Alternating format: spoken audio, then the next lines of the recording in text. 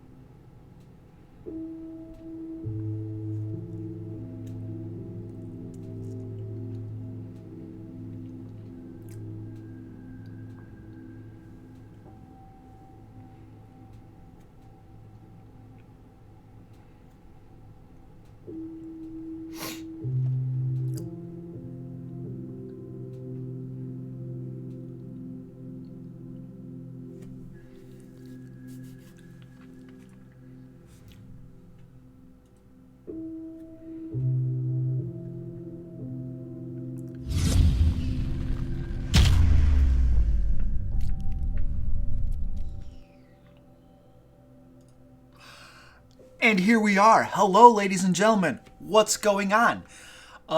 Yeah, we're not doing an ASMR live stream tonight. Sorry. I don't know if I had some of you all excited about that, but that is not going to happen. Also, sporting some music during the live stream. Thought we'd spice this stuff up, so hope you guys enjoy that. I got a bunch of different cool stuff. This is like the mellow, relaxing stuff right now.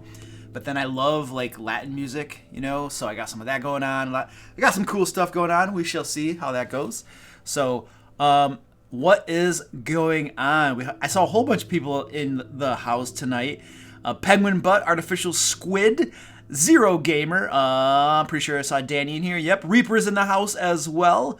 Hello, Danny is our official merch promoter. Danny periodically reminds me during the stream to promote my merch. I think tonight we are promoting a hoodie that says, what does the hoodie say? It says, it says the DM Lair on it. I also have hoodies that say I've been a Dungeon Master since high school, since that's my thing. And what else do I got? I got t-shirts that say that crap too. So yeah, there you go. You can wear crap that has the DM Lair on it. Exoskelobot, Random Twin, Cameron F. Good to see you guys back, man. Really, really cool. Hey, thank you. Who was this? Somebody just, Artificial Squid just upgraded to Young Dragon. Thank you, sir. Oh, Nathan's on the South. I did see your super chat, so we'll get to you in just a moment, sir. Just got to get things rolling here tonight.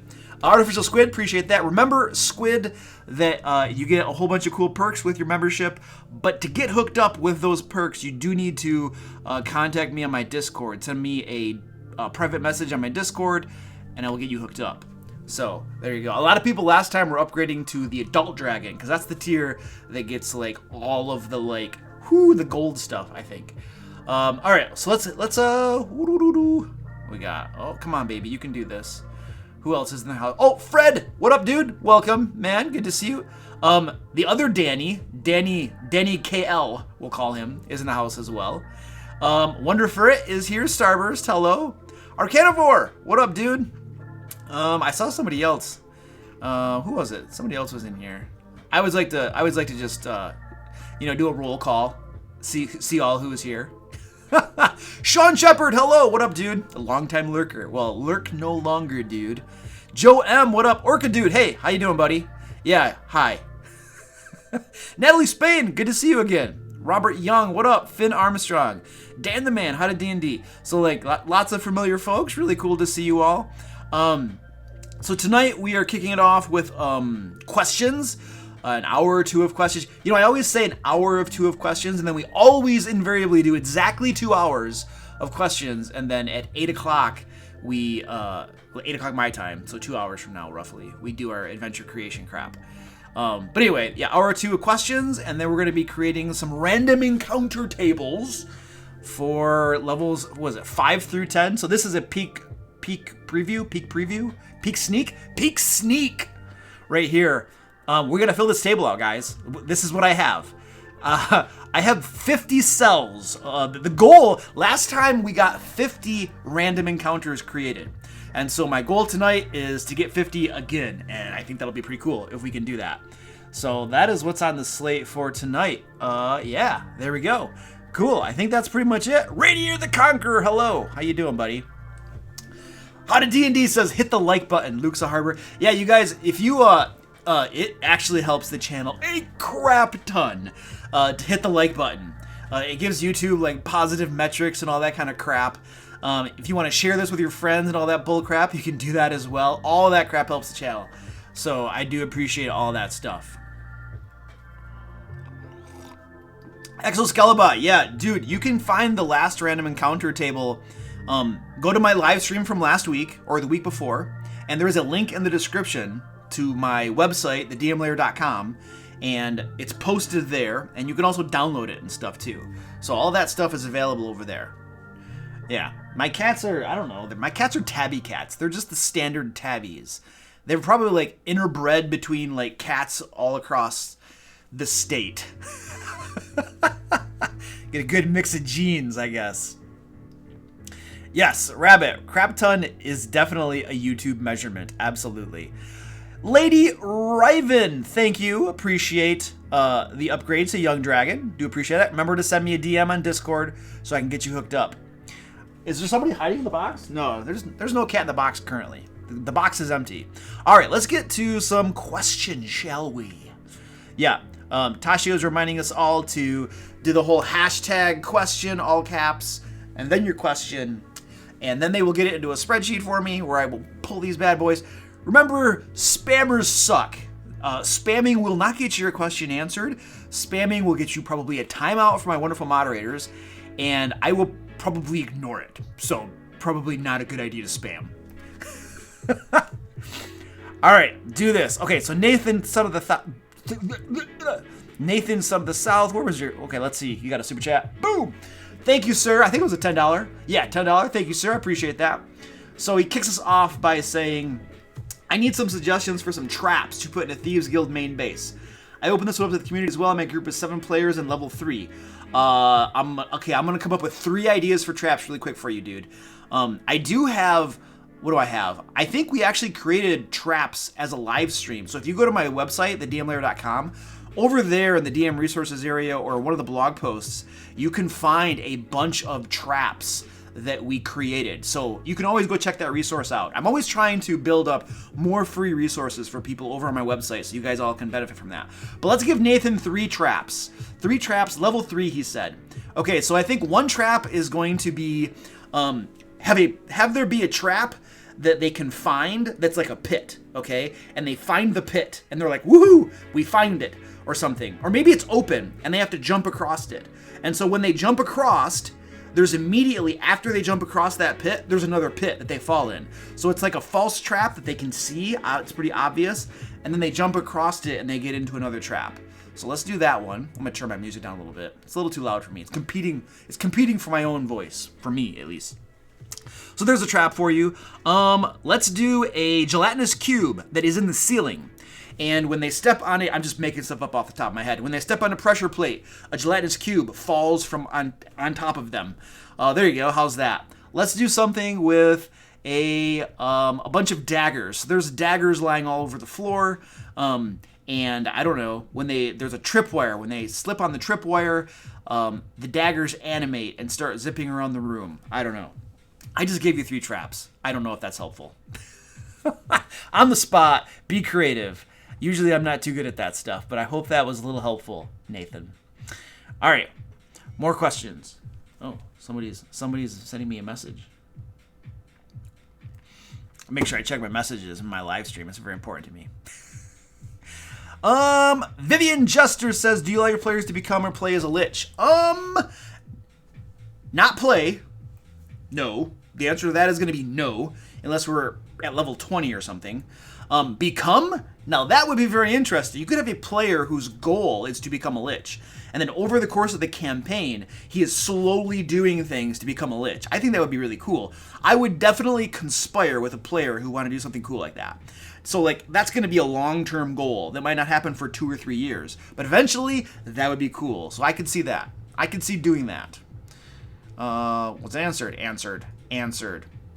Was this an ASMR live stream? No, it wasn't. I was just teasing you. You got Jack of Hearts was all excited. He's like, oh, ASMR. Oh, I'm like, no, not no. Joe M says, what are the rules for during? Oh, you know what? I forgot something. Somebody became an ancient dragon. Holy crap! Joseph Henning, you sir are awesome. Thank you so much for becoming an ancient dragon. Make sure you send me a DM on Discord so I can get you hooked up with your perks, man. That is the highest level of like awesomeness that you can sign up for over here. So you rock, dude. You're gonna get your. Oh, I forgot to do something too. Hold on. Oh, I forgot to do something. I'm supposed to. I am contractually obligated to do this little screen here. Actually, I love giving my members and my patrons recognition because they are awesome and they help support the channel and everything we do around here. So let's rock and roll. All of these folks on the screen are awesome. All the ones in red get a special shout out because they are like super awesome. Can you be super awesome? I don't know. Bailbon, Clammed Oyster, Celestea, Iron Lord 79, Joe M, Jodo 1025, Kurt Y, Malkuth, also one of my moderators, so beware his sword. Wait, he's one of my ancient dragon. Is he my? Yeah, he's my ancient dragon now. So he's playing D&D with me. Oh, he's a patron though. It's a little different. Mr. Lemon Pie, Patrick C, Sophia W, Son of a Sofa Man, Theta Tag, and Yokai. So thank you all for being awesome. I do appreciate it. I should probably clarify, since I mentioned Ancient Dragon. So that I have a Patreon, and then I have the membership here on YouTube. One of the tiers of my Patreon is Ancient Dragon, and that one's quite a bit more expensive than the Ancient Dragon membership here on YouTube. And those guys play D&D with me, and Malkuth is one of the guys that plays D&D with me. So that's the clarification there. Zero Gamer, thank you, sir. I appreciate that. Also upgrading to Ancient Dragon. You are awesome. You are now in the high tier echelon of awesomeness around here. I do appreciate it. And I saw a super chat come through, so we should probably hook somebody up with an answer. Deadpool, what up, dude? How do you end campaigns or adventures? On a cliffhanger, or do you give it a finale that puts an end to the character storyline? Oh, finale. Oh, heck yeah. So, okay, check this. Adventures. Adventures don't need any sort of cliffhanger or finale. Like, an adventure, I always like to have there be a boss fight. Like, at the end of my dungeon or my adventure, there's gonna be a boss fight of some sort. Maybe not like, blow your brains out boss fight, but something to challenge them and make them feel like, we got the dude that's in charge of this place, Now, that's an adventure. At the end of a campaign, that's when you're going to have the final big bad boss guy. And that's going to be a finale. That is going to be a crazy hard fight that hopefully is going to challenge the crap out of them. And if it ends with them all dying, then I think that's cool because, they valiantly went forth and they wiped, but it was the final boss, so it was a challenge. If they defeat him, that's satisfying as well. But definitely ending the campaign with a finale. Hardcore, no questions about that. All right. Joe, I was in the middle of answering Joe's question, and then I got distracted and answered somebody else's. Sorry, Joe. Joe's like, what the heck, man? Come on. I think Joe's an Ancient Dragon, too. He's like, what's going on, man? Actually, Joe is an Ancient... He's definitely an Ancient Dragon on Patreon because he plays D&D with us. So, yeah.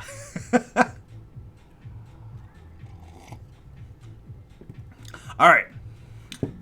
What are the rules for doing downtime, gathering up a bunch of bodies from a sewer that your victory party killed a few days ago and removing from town to town? Wow. Punctuation, man. You gotta help me out. I don't think there are rules for that. I would just say, okay, you want to gather up the bodies? Fine. That's cool. That could take you a couple of days. If you're doing it by yourself, if you want to hire some people to help you, that could be a lot faster. I don't think there's any rules. I would just say, you want to spend some time doing it? Okay, do it. I don't think there's a problem with that. Why do you want dead bodies, dude? Joe, what are you trying to gather up dead bodies for? That's suspicious. Very, very suspicious. Toxic Okami, hello. How's it going, buddy? Melkor Wiseman's in the house. Thorken, hello. Orcadude, what up, dude? What's my opinion on kobolds? I love kobolds. Are you kidding me? Kobolds are like the best thing ever. Kobolds are awesome, man. Penguin Butt. Penguin Butt, that's an awesome name. It's your goal to be an Ancient Dragon? Cool. Well, if you want to do it, you can do it. No pressure, though. Never any pressure. I'm just looking at the chat now. JC Armitage, what up? Mr. Goats. Okay, I'm going to read Mr. Goat. Mr. Goats gets his question read because he has an interesting name. I don't know what that means. Do you have any ideas for a random encounter chart for my level 3 PCs in an ocean jungle terrain? Jungle ocean terrain? Dude, you want to, like, he's like, do a live stream for, so we did levels 1 through 4 2 weeks ago. They're available over on my website, thedmlair.com. And you can get those and download them and all that crap. So that's the best I can do for you because, like, I can't spend the whole stream answering one question. But I will point you to a free resource. Go check that stuff out. Natalie Spain's like, I should have gotten a better name. Franco Gamer. Hey, I know you're an experienced DM. I just lie about the whole DM since high school thing. I actually just graduated from high school, so it doesn't really mean anything. But could you tell us if there were any times when you screwed up and do a beginner mistake which could destroy the entire session? Yeah, dude, totally. I screw up. One of the things I struggle with is, like, I don't get like angry easily, but when I get angry, like I just get angry, you know, and so for me, when I'm upset about something or upset about a situation, it's very easy for me to just want to like pack it in and leave. And so one of the things when I get upset is like I just want to quit and be like, okay, you guys, let's just stop playing. Let's just quit, you know. And so that's something that I struggle with, you know. I have once, so I've twice. So there was one time where I was like, we should quit, and then we didn't. When we talked it out, we were fine. But that was a total misunderstanding. And then there was another time where we did quit the game. One of the players was just he was really getting on my nerves, and I'm like, you know what, we're done, and we left, and that player never came back. So take that for what you will. It wasn't a one-time occurrence. There was an ongoing problem that ended up getting resolved. So yeah, that's probably my problem. And I don't know, that's like a personality thing. That's like a character flaw. That is not like a dungeon master mistake. You know, what I should have done is probably like cooled off or tried to calm down and then talked about what was going on or something. So I could have handled it better. But yeah, that's my answer to that. Danny KL says, what do you expect from a newly announced D&D Magic D&D book? I don't know. Did they just newly announce one? If they newly announced a Magic D&D book, I'm not aware of it, and I don't have any expectations because I don't know what that really would entail. So that's all I got. Sorry. Sorry. Artificial Squid.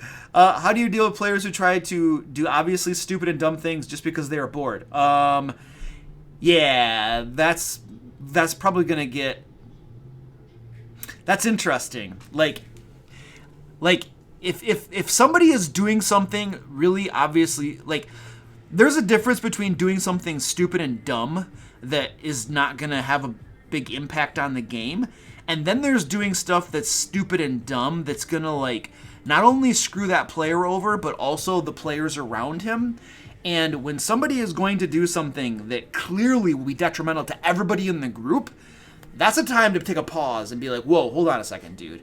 Like, I don't know why you're doing that, but like that's gonna screw everybody else in the party over, and you're ruining their fun, and they're not gonna be happy about that. So we're gonna just not. You're not doing that. So you gotta keep an eye on players that like want to do things that you know they're doing to like, you know, that are gonna screw over the rest of the party and then possibly get people upset. So like I very rarely interrupt player agency, but when there's a player that's doing something that's going to cause problems with the group dynamics and make other players upset, I squash that crap. That I have no tolerance for players who do stuff like that. I have had a player who did stuff like that, and he no longer plays with us. If that gives you an idea of how I tend to resolve issues like that. After talking to them, of course, and trying to sort things out. You guys are like, Luke's ruthless. No, I'm not. I try not to be.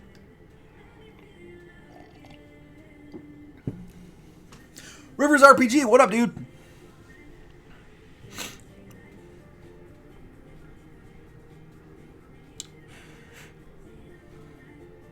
Joe M, could you go over the rules for spell research? I'm pretty sure the player's handbook might have something in there. If it doesn't, like the dungeon master can just rule something ad hoc on that. Spend some time researching spells. You're going to spend some magic to research a spell or something. I would have the player propose the definition or the description of the spell and what level it should be. Then I would compare that spell to other spells to make sure that it kind of lines up and stuff. I don't have a problem with that. My only concern with spell research would be balance, making sure that it's balanced in the game. And then when he first starts using it, it would probably be an alpha, and we would tweak it as needed, because you never know how something's going to work until you use it at the game table. Joseph Henning, hello. He's got a question. How do you deal with two alpha personalities at your table? You break a pool stick, throw it in the middle of the floor, and have them sort it out. Dude, I don't know, man. I mean, I'm an alpha myself, so like I would probably deal with that pretty bluntly and head on. And I would be like, if there are two people, so first of all, like, it depends on what you mean by alpha. Like, if they're actually having a conflict with each other, that's a different story, and we will sort that out. If it's just because they're both very loud and vocal and stuff, then as the dungeon master running the table, I would make sure that, like, I get them to calm down and stop talking for bits so other people can participate, you know, and make sure everybody has a chance at the table to play the game and stuff like that. So, I don't know exactly if that's what you meant, but there you go. I'm an alpha myself, so, like, I have no problem dealing with crap like that. I'd rather not. I'd rather people just behave like good human beings, but... How do you make the Game of Thrones White Walker? I don't know. You would pick something out of the monster manual that you think is kind of close to it, or you want to use the stat block, and you would reskin it. That's how I would do it. Reskinning all day long. Do not make monsters from scratch. Pain in the butt. You can almost always find a stat block that'll work, and then you just put a new picture on it and call it a different name, and you're good to go. Can you please change the light color? What light color? What's wrong with the light color? The light color looks good to me. Red and blue? What? Okay, you guys want to change the light colors? We can change the light colors in the background. What do you guys want to change the light colors in the background? I have, this side is blue, and this side is red. What do we want to go to? So, like, actually, I can't change the red because you see the window right there? That window right there, that has a gel over a bulb. So I can't actually change that color very easily. But I can change these blues, and I can change one of the reds pretty easily. We want yellow on one of them. I could do one yellow. Pure yellow. I got blue and orange. Blue and orange. I can't change one of the reds, though. I can't change one of the reds. Hey, what up, Charles Bernard? How you doing, man? Yeah, no problem. You're welcome for the stream, dude. Waiting for work. Did you say waiting for work to end? Oh, that's awesome, dude. Purple and yellow? I don't know. Let's just do something crazy. I heard some stuff. Oh, I need my thingy bobber. All right, so we can go.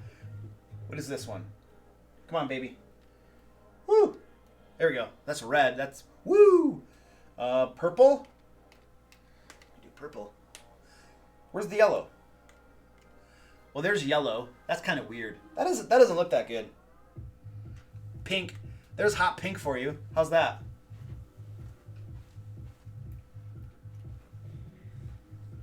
I don't know. I don't think that looks as cool. That doesn't look as cool. What do you guys think? Nah, I'm pretty sure the blue and red looks better than that. I have not tested any of this, like, different color combinations.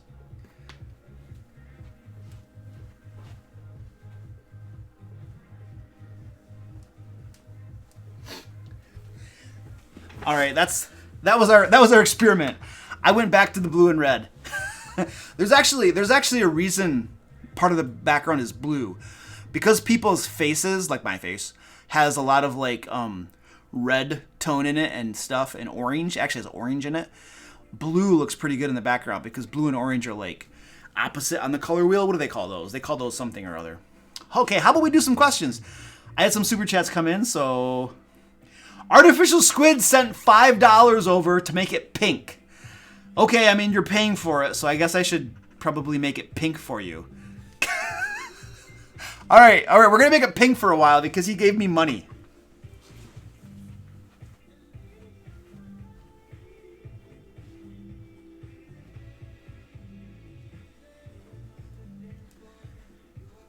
All right, dude, there you go. It is now pink. It is now pink, courtesy of Artificial Squid. Congratulations. I can't change the window, but I can change everything else. So there you go, dude. You like that?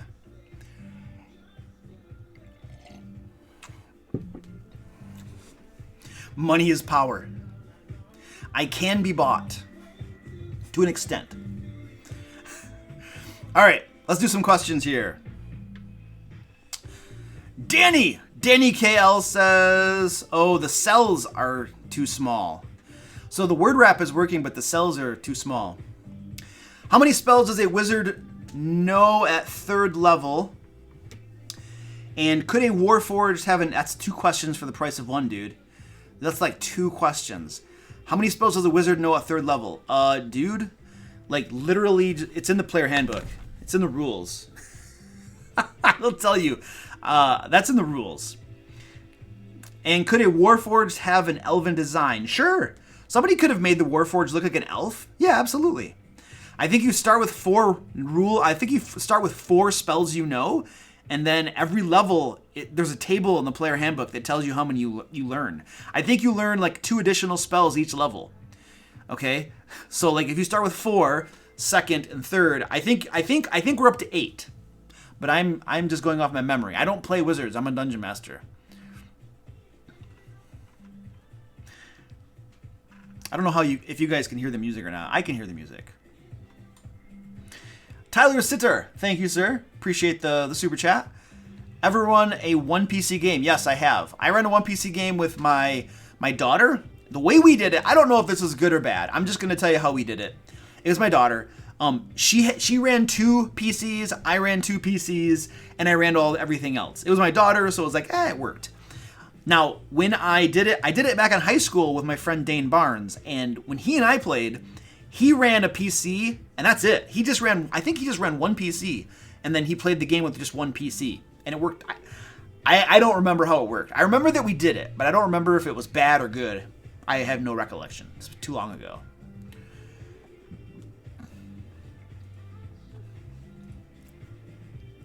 Martin Zemanek said, would you allow absurd character, at least level 12 and at least 1 level from each class?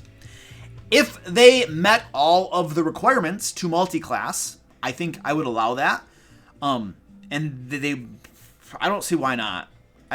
I very rarely tell my players, I try as much as possible to allow them to create the characters they want to play. The only thing is like, if the dude were like coming in and he's like, I just want to make this crazy stupid character and run it for like 1 session, I'd be like, no, dude, we're not playing games with the campaign, dude. Like, if you want to make that type of character and stick with it for a while, that's one thing. But if you just want to screw around, no, thank you. Artificial Squid throws some money. This is from your cat. Awesome, thanks, man. Appreciate the $2.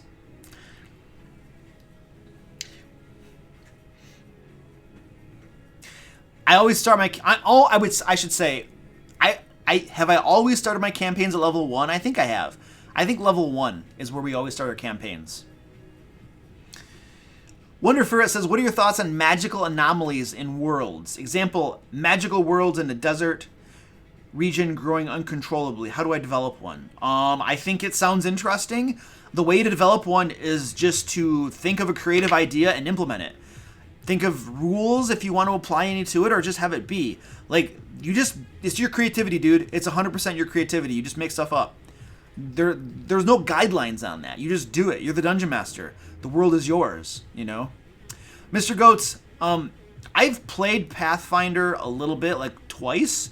I played 3.5 for a while, which is basically Pathfinder. It's the same stinking rules, only Pathfinder has like a bajillion splat books that they added on to it. So I know the rules and crap. Yeah, whatever. But right now I play 5th edition. 5th edition is my jam right now.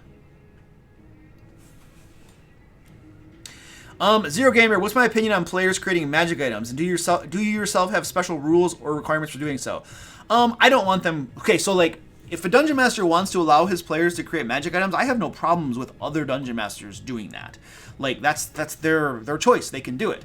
My suggestion would be to look at balance, make sure things are balanced. Okay, compare the magic item and its rarity to other magic items and their rarities. So make sure you want to look at balance.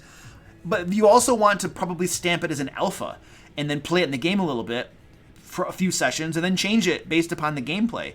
Okay, I mean, you definitely don't want to just set it and then roll and you need to let your player know ahead of time, this is an alpha. Okay, we are going to adjust this after a few sessions based on how it goes. If it seems too powerful or too weak, we're going to adjust it. And you need to have that conversation, and your player has to be open to doing that. And then you test it and you adjust it as needed. That said, I don't really mess with players creating custom magic items. The main reason that I don't mess around with that, in perfect honesty, is I don't have the time for it. That's a lot of back and forth and discussion, and I'm just way too busy to mess around with that sort of stuff.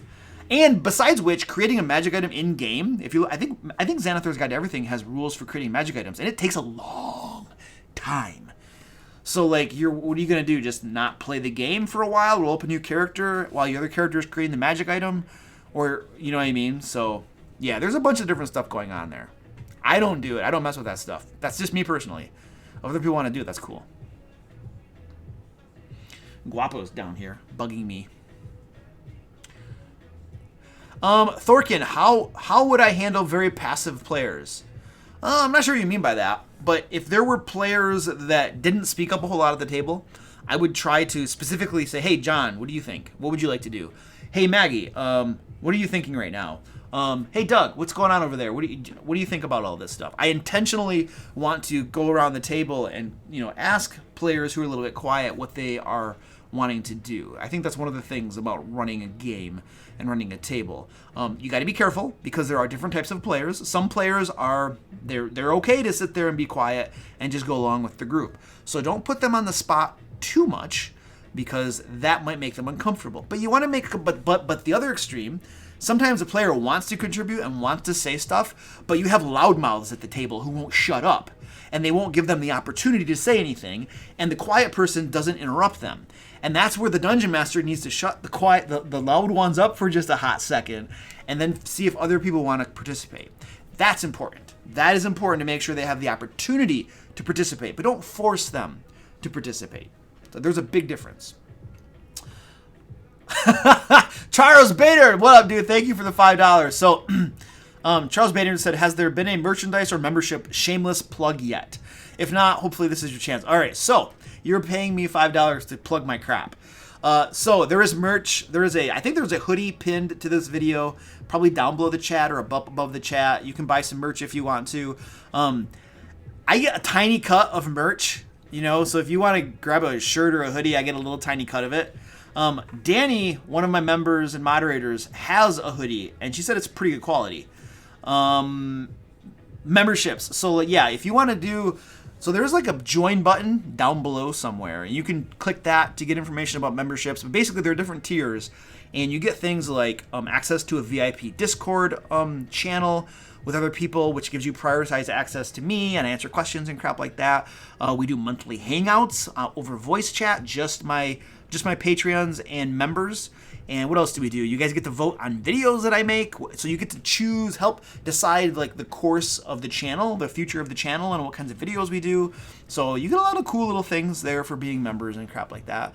So if you're interested in that, there's a join button somewhere on this page somewhere, depending on if you're on mobile or a computer. I think it's a lot easier on a computer. It's usually next to the subscription button, but I don't know. All right, that's my plug. Viper Venom says, do you allow players to have the same class? Yep, I sure do. Or do you prefer player classes not to overlap? I don't really care. That's the players, that's their thing to figure out. If they all want to roll in with wizards, then they need to figure that out, because my game world is not changing based upon what classes they choose to play. The enemies, the bad guys, everything. The game world is the game world. The world is the world. If you guys all decide to roll in with wizards or bards, then you need to figure out how to deal with that world. Okay? So that's up to you to choose what class you want to play. And I don't have any problems with that whatsoever. I just let my players know that you better figure this stuff out. You have no frontliners. You have ranged people and wizards. Are you guys going to be able to handle this? Because I'm going to tell you what, the most common type of enemy you're going to encounter in the game are frontline fighter types. So have a solution to that. Otherwise, you guys will have a rough time. I will give them fair warning, but I'm not going to force them to do anything. Danny Arriaga, thank you. Thank you for the $5. I appreciate that. Oh, look at that. She one-upped you. Dude, Charles, Danny one-upped you. She did $5.01 to get her job back. She is the merch plugger. What did she say? Also, the hoodies are machine washable if that spices things up for anyone. Oh, that totally makes it spicier. What do we think about this pink color? Every time I look at my video feed right here of the pink background, it seems really weird to me. I'm not sure how I feel about that. I have the Latin music going now too. I love this crap.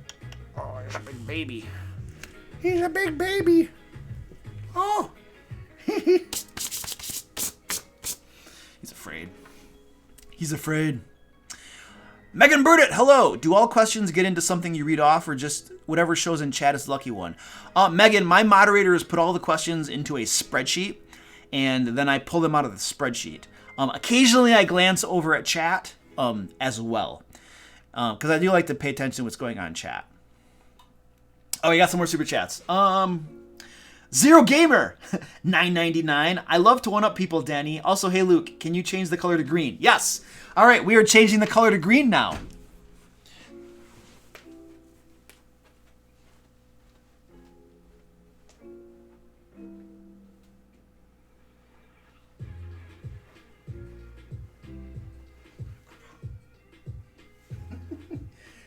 My cat's rolling around. Look at this. Can you see him? Oh, I scared him. I scared him. He was like rolling around in the middle of the floor. All right, cool. Got that hooked up. F Huber, what up, dude? Make Diggy Diggy Hole be the background music. At least one chorus. I don't know if I have anything like that. Let me see if I can find something like that for you. Hold on a second. I can't actually, like, I use Epidemic Sound for my hold on a second. I'm gonna try to find it for you, buddy. I use Epidemic Sound for my music, and they may or may not have something like that. Diggy Diggy Hole, you said? I don't know. Diggy Diggy Hole. I got nothing, dude. I can't actually grab like music, like actual music from like well-known artists and stuff. Like I have to use this service, you know, which has good music, but I just can't take requests really. So sorry, Fred. Dwarves. Oh, nice. Well, red and green goes well together. Oh, this is not bad. I got some red here, green and red. That's not bad. All right, let's have some questions.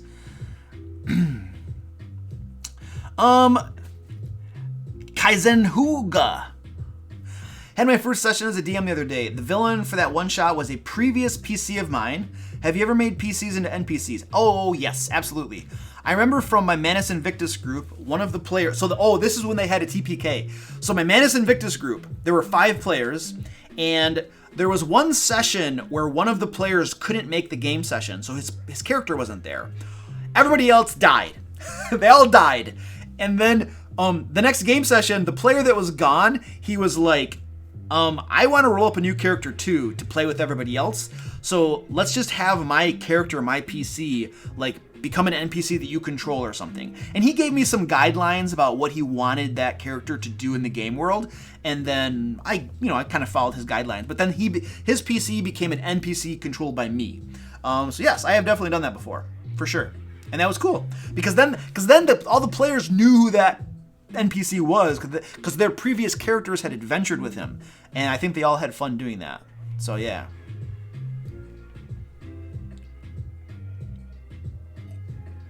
Oh, Diggy Diggy Hole's a Minecraft song? Okay, cool.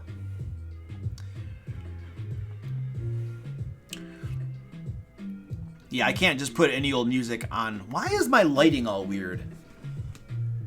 It's like too bright. Like I'm all blown out. Like my forehead's blown out. That's way too bright. I should change my my exposure or something. My forehead's like totally blown out. That's messed up. Hold on a second. I can't take it. I gotta change that stuff.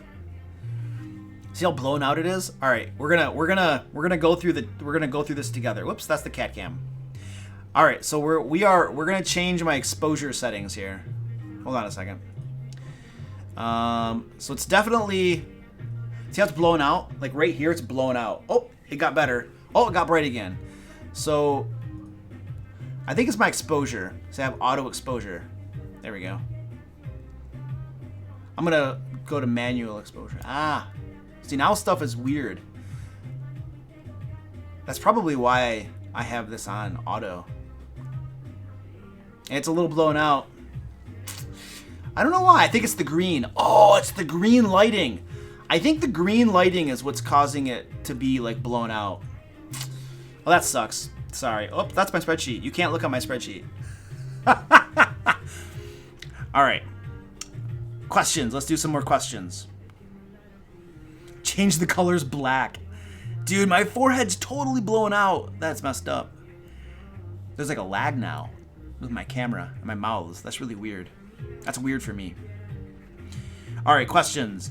Elliot S says, if I cast Summon Greater Demon, enemy cast Dominate Monster, who controls the demon? I mean, when you summon a demon, the demon is summoned under your control. And then if they cast Dominate Monster, I mean, I don't think there's any specific rules for this, dude. My ruling would be that, like, the enemy is now controlling your demons. That would probably be my ruling, because they're using magic to do it. I would be fine with that. I think that's pretty cool. If you wanted to give, like, the players a chance to maintain control over their own demons, you might do some sort of opposed skill check, or maybe an arcana check of you versus the enemy caster. You could do something like that to give you, like, a chance to maintain control over your demon. But I don't think I would have a problem with them taking control of the demon. I think that's pretty smart. That's pretty smart of the dungeon master to do that. I need to do that now. That's a great idea. Rainier the Conqueror, when are we gonna get a rant about DMPCs? Okay, dude, check this out. It's coming. It's coming. I'm gonna tell you exactly when you're gonna get it. Hold on. I'm gonna go to my YouTube channel real quick. I already recorded the video. Is it? I don't know if it's done. Wait, hold on a second. Let me go somewhere else. I'm gonna give you the exact date that rant will come out, because it's out there. It's recorded. I think I have it edited. I think I have it scheduled for a day. I'm gonna see if I can tell you what day it's scheduled for. Hold on a second. Next week, dude. Next week, March 10th. Is that next week? No, wait. Hold on. No, that's okay. No, next week is March 3rd. Next week, you get a rant about critical fumbles. I kid you not. You're going to get to hear me talk about critical fumbles, because in one of my videos, I did this, like, top 10 house rules that people hate or something, and I talked about critical fumbles. And lots of people left comments about how they like critical fumbles and stuff. And I wasn't really ranting about critical fumbles, and I was ranting more about critical fumble tables and how horrible those tables are. And then there were other reasons I was ranting about it too. But anyway, in my critical fumbles table, in my next week, the critical fumbles video, I'm gonna double down and give more reasons why I don't like critical fumbles. There are some problems with critical fumbles themselves, and there's also for sure problems with some of these tables that people use. So you, sir, you're gonna get a rant on that next week. And then on March 10th, I'm going to talk about how to use hirelings, cohorts, DMPCs, and like followers and stuff like that in your game. So that's March 10th. And when I get into the DMPC part, there might be a little bit of a rant. By the way, that video right there was chosen by my patrons as well. We do this voting thing. My members and patrons get to choose videos for the channel. So that's one of the videos they chose. And they got a rant out of it too. So lucky them. Zero Gamer, in regards to the random encounter creation, what are some of the requirements for these? Do they need to be relatively short, or are they good to be difficult and long? No, so the individual random encounters are super short, super short. I want to know who's involved and what the situation is, and it's like a few sentences, like a couple sentences tops. So I think we did there was a hag and somebody else who were arguing. They were arguing about who's more beautiful, and then depending on who the players sided with, they might get something from one of them. That's an encounter. That's a random encounter. Done. Boom. And so that's kind of what we're looking at when we get on to random encounter building, like in about an hour or so from now.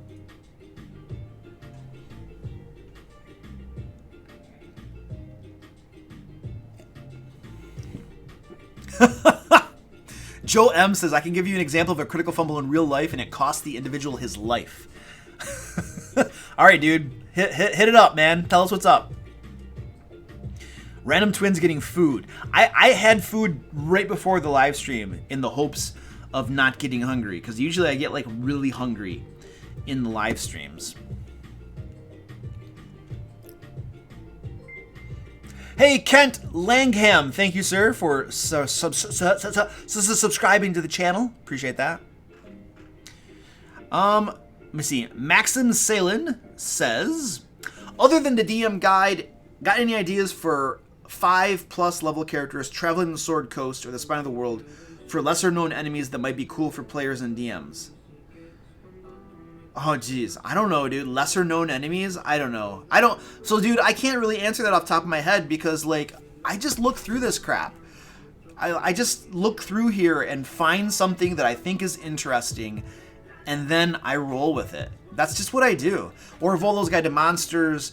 I mean, you might look through Sword Coast Adventure. Yeah, I have a whole pile of D&D books right next to my... I knew he was going to ask this question, so I got them all right here. Like, I have a whole pile of books, like, right here. Just look through stuff and find something that you think is interesting, man. Find something that you like, that you're pumped to run, because then you're almost assuredly going to run a more satisfying game or adventure or random encounter or something because you found it and you got excited about it. You know, I could tell you something that I think is really cool, and you'd be like, that sucks, Luke. So yeah, I'm sorry. I didn't answer your question. But I would rather you find the answer to that question yourself because it will be a better answer for your game and for your players, if that makes sense. Zero Gamer says, lights, can you change them back to blue and red?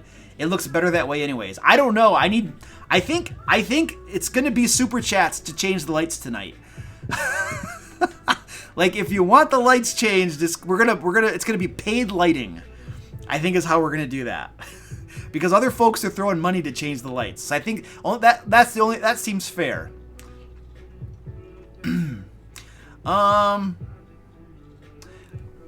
So Kenza Huga says, had my first session as a DM the other day. The biggest error I felt like I did was splitting the party for the one shot. What's your opinion on splitting the party? So, like, as a dungeon master, I am almost never. There might be certain circumstances, but I'm almost never going to split the party for lots of reasons.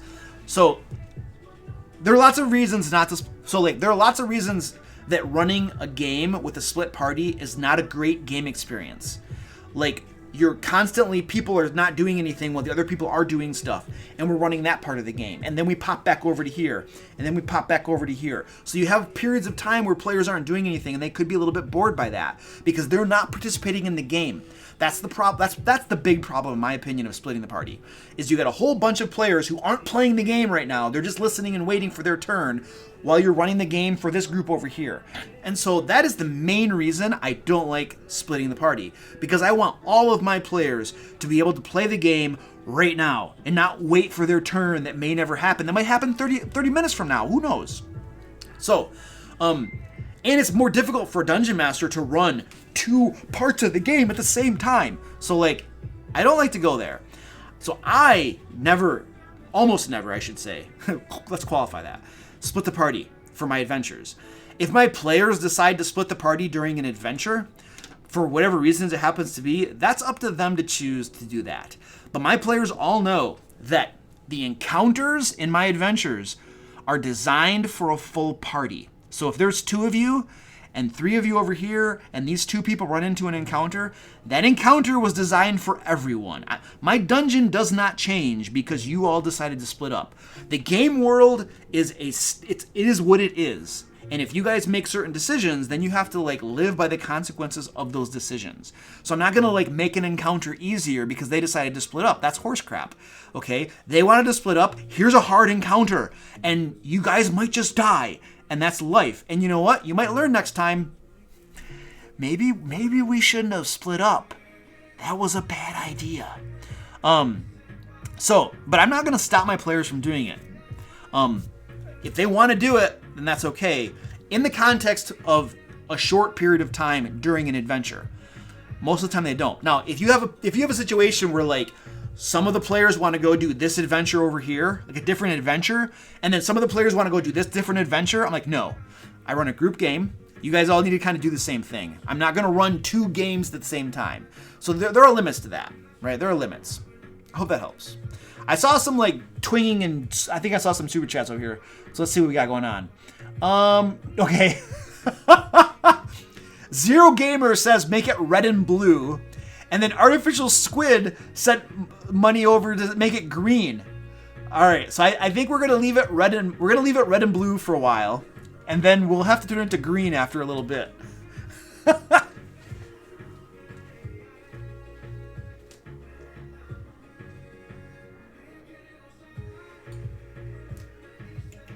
Guapo. I think, you guys, it definitely looks better red and blue. Like, red and blue looks so much better than the green. Yeah, that was my cat crying. Oh, he's right there. Yeah. Guapo!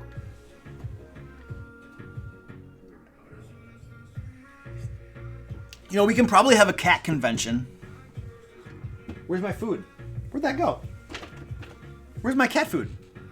I have cat food.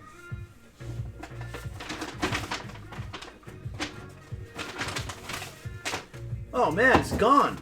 Where did my cat food go? Oh, there it is. They knocked it off.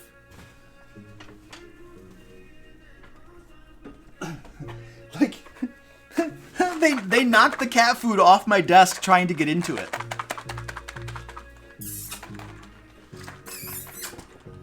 Come on.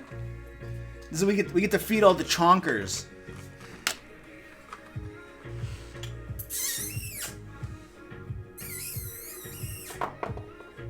Come on. They're all looking at me. They're over on the couch. They're over on the couch over there just staring at me. But two of them actually came. Let's give you a close-up of that. Close-up of that action right there. Hey, there's food over here. Got 3 of them over there staring at me. All right, so Squeaky and Guapo are gonna get fatter.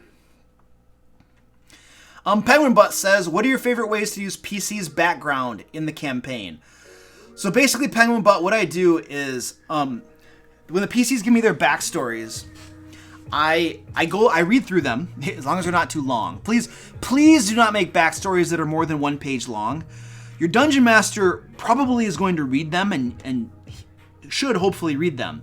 And I've had players that make backstories that are like crazy long, like 5 or 10 pages, and I'm just like, no, please stop. Like, I have to read this stuff, okay? Like, give me 1 page backstory, please, for the love of all that is holy.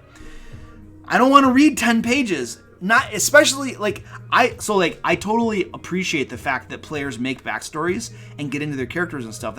I love that crap, right? But be concise about it. Give me the important information in like 1 page, not 10 pages, because like I gotta read that crap. Oh, here comes, who's this? Squirty Pie.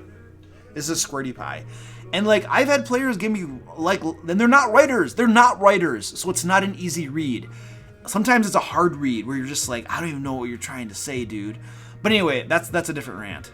I'm a writer. I'm a professional writer, so like it's it's hard for me. What was the actual question? Okay, what are my favorite ways to use the PC's backstory? So like I go through the things in the backstory and I try to find the things in there that are unresolved or that I can use to create conflict in the game world. Some way that I can pull that backstory into the game and have it be something that the players encounter, and maybe have it be an entire adventure.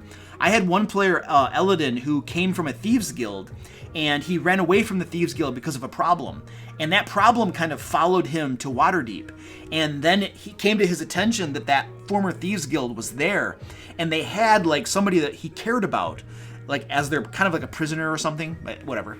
And there was an entire adventure where the entire party went and basically took out that thieves guild, rescued that person he cared about, and then they rescued a bunch of other members that began now to work for Eladin and the rest of the group, and they got an entire headquarters out of it as well. And so I took that little bit of his backstory and I wove it into the game, and I made it something cool for everybody to experience, you know. And so that's an example of what I do with backstories. Now, I don't always go that elaborate. It doesn't always become that elaborate. Sometimes it's just sprinkling in, and it depends on the campaign. It depends on things that are going on. That's like the over-the-top way to do it. Okay, there are more subtle ways you can do it as well. This one time I had a player whose character betrayed a close ally of his, and then I had that close ally come back later on as a revenant. With some other people helping him. And there was one encounter. Where they had to like take care of business. So it wasn't an entire adventure, it was one encounter, but it was something that I pulled from his backstory to make the game more special. I think I don't do that as much nowadays as I did back like a couple years ago, just because I don't have as much time. And it does take time to do that sort of thing in your game, but it's worth it. It's totally worth it. Mr. Goat says, do you have any resources you could suggest for generating ideas as a DM? Google, the internet, Reddit. Yeah. I think that's all I got, man, off the top of my head. There are lots of DM resources out there, but nothing comes to my mind.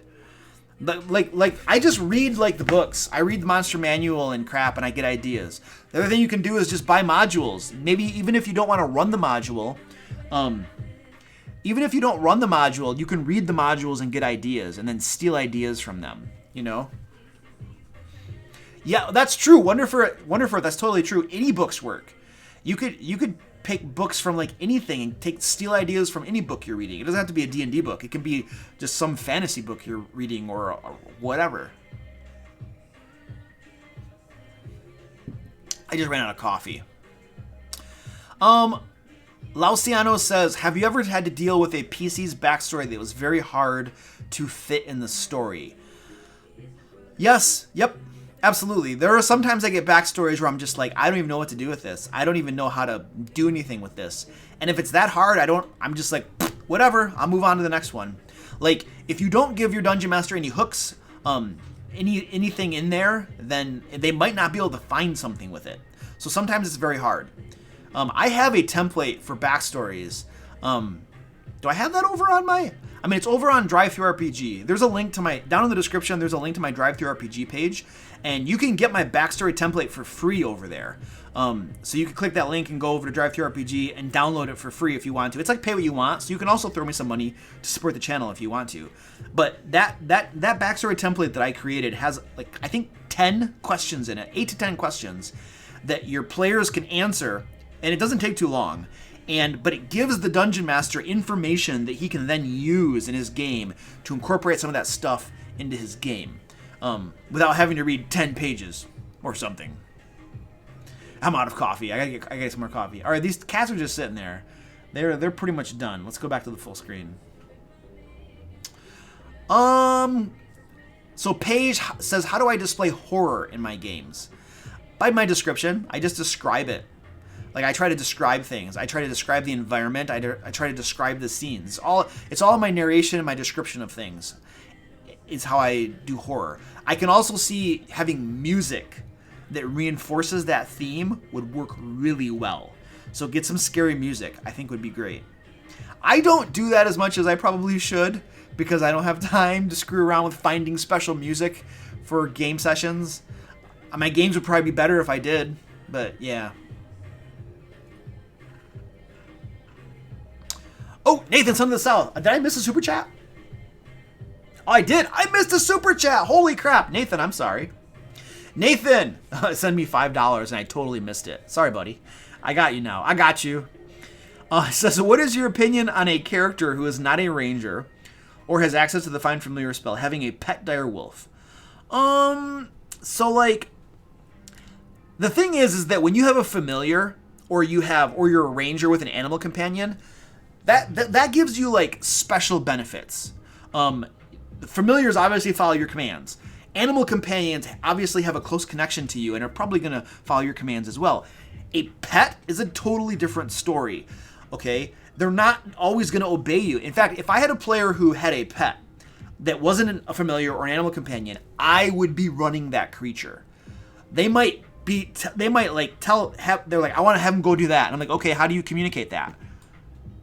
I don't know. Well, you can't talk to that direwolf, can you? No. You can't speak its language? No.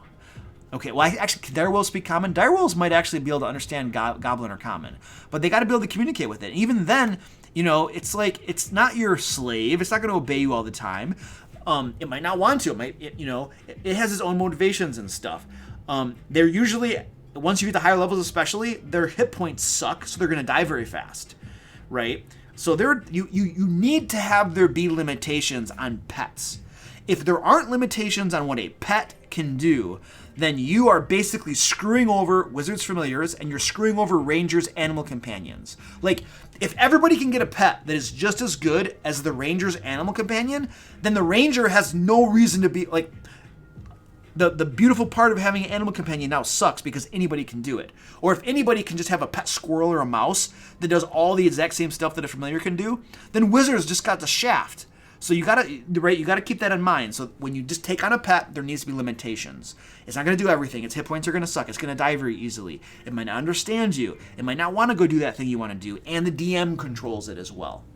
So there are some thoughts on that. Zytec, thank you for the 250. I appreciate that. What would you do if a player dies in a random encounter? I would ask him to roll up a new character. Like, as far as the game is concerned, as far as the world is concerned, there is no difference between a random encounter and an adventure that I planned in advance. And for what it's worth, most of my random encounters, I plan in advance. Because I find a cool monster in here that I want to use, and so I place it in the game, and it's the next random encounter that they come across. Most of my random encounters are actually planned encounters. Just don't tell my players that. The fanboy of ETN. Hey, what up? Hey, thanks for joining us. I recognize your name, buddy. Toxic Okami. Yeah, you could absolutely Toxic. You would definitely have them make animal handling checks to try to get them to do something, for sure. That would probably almost assuredly be part of the deal. It is still empty. I thought it might just magically like fill up with coffee. All right, let's get some more questions. Cthulhu, what up, dude? I generally only plan out dungeons and wing everything in between. Okay, that's fair. Tips for making the game interesting between combat encounters. In a dungeon? Yeah, you gotta, so like, dude, you gotta have, okay, I have a video on my channel called something like modulating tension or something like that. And you need to have in a dungeon, you can't have everything be a combat encounter. You need to have there be exploration, traps, puzzles. There need to be some social interactions. You need to have like maybe slaves there that like the monsters are using as their cooks or something, or they have prisoners or something. You need to have other things in that dungeon that are going to be like of different interest to your characters, to the players as they go through the dungeon.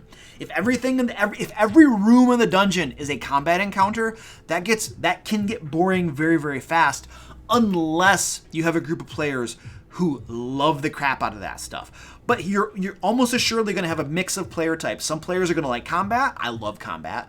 Some players are going to like exploration. I hate exploration.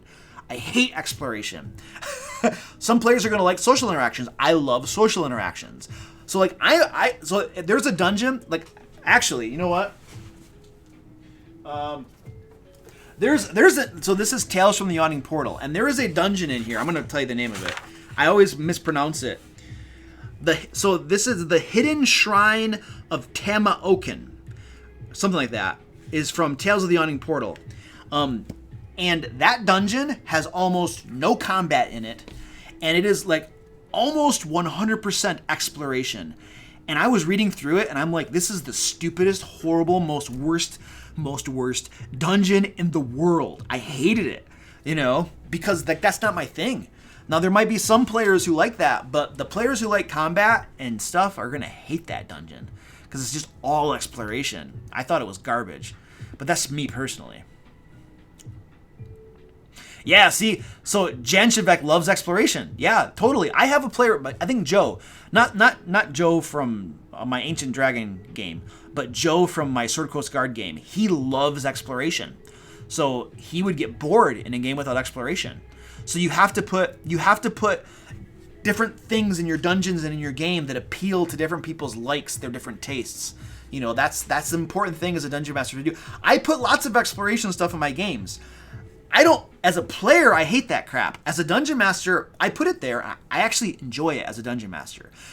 For when I have some exploration stuff going on and my players are poking around and figuring stuff out, I like dungeon mastering that. I have no problem being a dungeon master then. As a player, I get bored.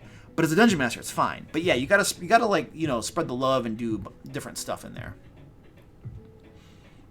All right. I had a super chat from Artificial Squid who wanted it to go green again. So I think we're going to have to turn it back green. because he threw some money at me to make the lighting green. So I'm gonna change the lighting to green real quick, and also get some coffee. So stand by.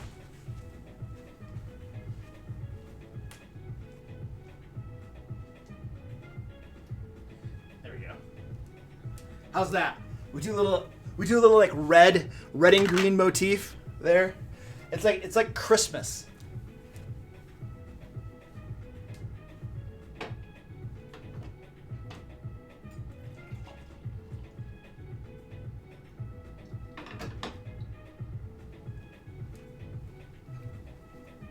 All right, here we go. We're back in business.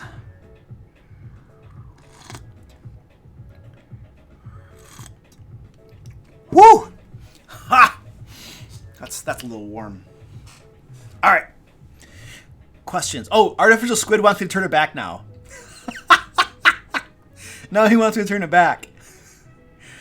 Okay, Danny is like, make it blue again.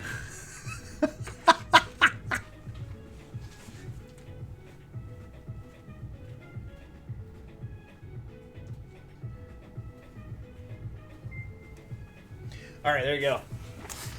Thank you, Danny, for saving us. It definitely looks better red and blue. Looks so much better. It's like Christmas, totally. All right, questions. Joe M says, oh, that's bad. I'm not going to read that aloud. That's like death and destruction. Thanks for sharing, though. Panda Nightshade says, besides pizza, what's your favorite food to receive from a player? I like beef jerky. Like jerky, I love jerky. Nuts, any type of nuts, I love nuts. Like peanuts or pistachios or cashews. Very good, very good. Yeah, I'll take that crap. I don't like sweet stuff quite as much. Like, I enjoy sweet stuff, don't get me wrong. But when I'm snacking at the game table, I usually like stuff that's not sweet. You know, so pizza's good, nuts are good, beef jerky and crap is good. Brosado says, how do you lighten up the amount of time? How do you tighten up the amount of time between turns in combat? So Brosado, I have an older video on my channel that it's like 10 ways to make combat go faster. So I'm going to refer you to that. I did it like over a year ago, so you're going to have to dig a little bit, but it does exist on my channel. And I give you like 10 different ways or something like that to make combat go faster. So first, I'm going to actually give you a real answer, but I would go check that video out after the live stream. But the number one way to make combat go faster, in my opinion, is to reduce the amount of time you give players to decide what they're going to do. Like Jim will take his turn, and then we go to Joe, and then we go to, Tina, I don't know. And Tina's sitting there, and she's like, I don't know what to do. And she's like looking through her spell book, and she's like, I don't know what to I once sat in a game where the girl was playing a spellcaster, and I crap you not, she took like 10 minutes to decide what spell she was going to cast, and the DM did nothing. He just waited for her, and I'm just like, this is stupid.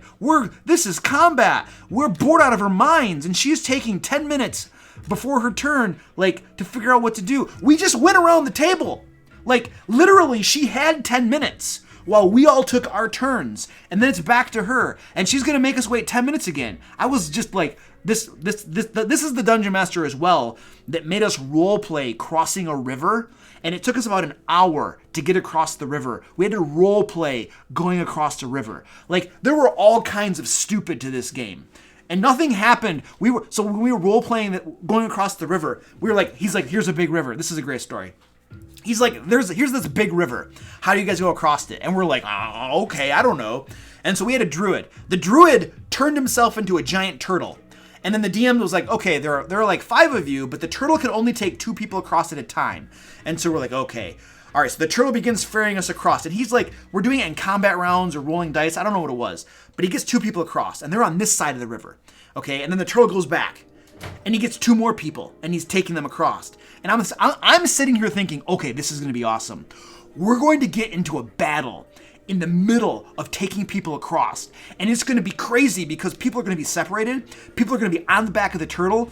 This could be really cool. This could be a fun encounter in a really interesting, unique situation. I thought it was really cool. And I was getting excited. And then the druid, the turtle gets the other 2 players across, so 4 of them over here. And then he takes the last person across, and they get over here. And then the druid shapeshifts back into a person. And then we continue walking to our destination. I'm like, we spent an hour role-playing that. Why did we do that? What was the point of that? It was just stupid. I forget what the question was. But I had to tell that story. Somebody asked me a question, and that was the answer you got. Oh my gosh, it's horrible.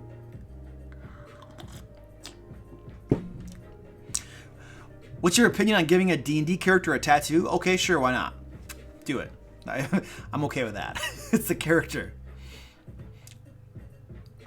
So Lauciano says, have I ever made a player cry due to an emotional combat in a game? No, I don't think so.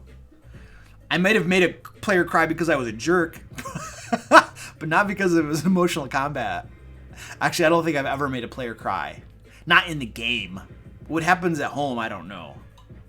Oh, there was a super chat. Oh, I screwed up. Sorry. Yitech, I'm sorry. I missed your super chat. I'm bad. My bad. Thank you, sir, for the $5. Appreciate that. If you set up a final dungeon where your boss is and your players refuse to go in, would you move your boss? Like, what? No, the clock is always ticking. What do they think? They can just not go in and nothing's going to happen? What are they doing? Are they just waiting outside for the boss to come out to them or something? Okay. Well, then the boss has his entire dungeon go out and attack them if he knows they're there. But if they don't go in, the boss, the big bad, is still doing things in the game world. The big bad is still doing stuff. He's still doing evil things. It's not like if the big bad is here and the players are just like, we're just going to sit here and do nothing and wait for him to come to us, to fight us on our terms. Well, the big bad's not going to come fight you, you morons. He's going to go keep doing bad stuff in the world. He's going to get more minions and more allies and stuff and do bad, horrible things in the game world that are going to screw things up and make things worse because you refuse to do anything. So that is probably my answer to that conundrum, if that's helpful.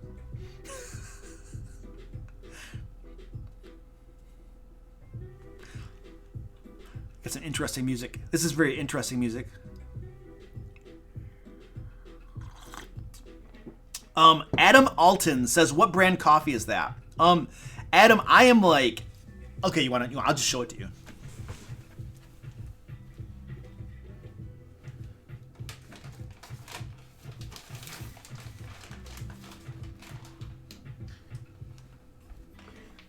All right, so I am turning into a coffee snob or some crap. I am getting really into buying special gourmet coffee and bull crap. I don't know if it's gourmet, but it costs a lot more than the big buckets. So this coffee right here, dude, is Dunkin' Donuts Dulce de Leche. Dulce de Leche is like a type of, is it a cookie or it's a special cookie or some crap.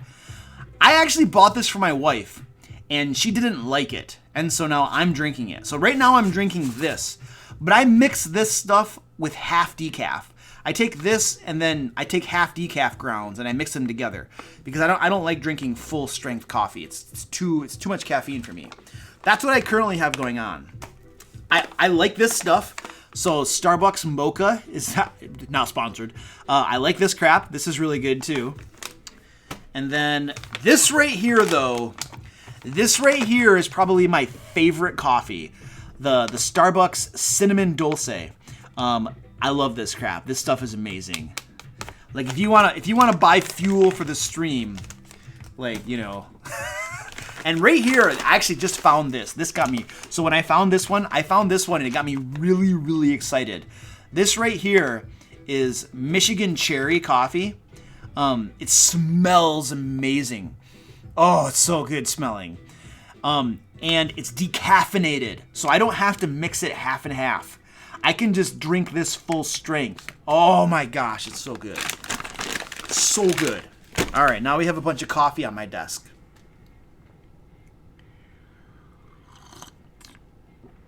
Do you drink coffee flavored coffee? Yes, it definitely tastes like coffee. Decaf doesn't taste as good, but I can't drink full strength stuff. How many side quests should I have prepared? Artificial Squid, I do not prepare side quests for my games. My players are pretty good about following the hooks that I give them. If they do go off on a tangent, then I would probably make stuff up on the fly. I would probably roll up a random encounter and then think of some sort of reason, an adventure hook or something, and I would just wing the whole thing. I generally give my players one hook, and then if they don't do it, I do something else, then I just wing it.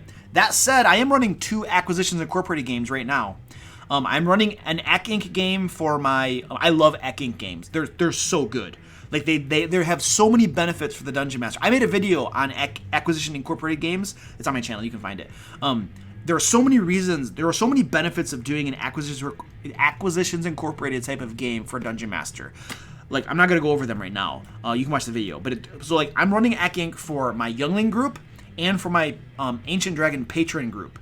And the way I do those games is I give them 2 to 3 options for their next mission, and then they get to pick the one that they want to do. And then I go off and I prepare that mission. Now, for my Youngling group, what I'm doing for them is I am giving them... I'm finding... I think they're level 8 right now. So what I did is I went through all the modules that I have, and I gave them 3 quests that are basically from a module, but I put my own little spin on it. And then they pick the one that they're going to do. But it's basically right from a module, and I'm just going to run the quest from the module for them with my own little spin on it. I may make a couple changes here and there, but I'm basically running a quest from a module for their level. And then when they get done with that one, they're going to have 3 options again, and they're going to tell me which one they want to do, and then I'll go prepare that one. And I'm just pulling that from modules. So it's doing all my work for me. Now, for my Ancient Dragon group, I'm homebrewing all of their quests. They get, like, the special, like, you know, Luke Hart treatment, homebrew bullcrap.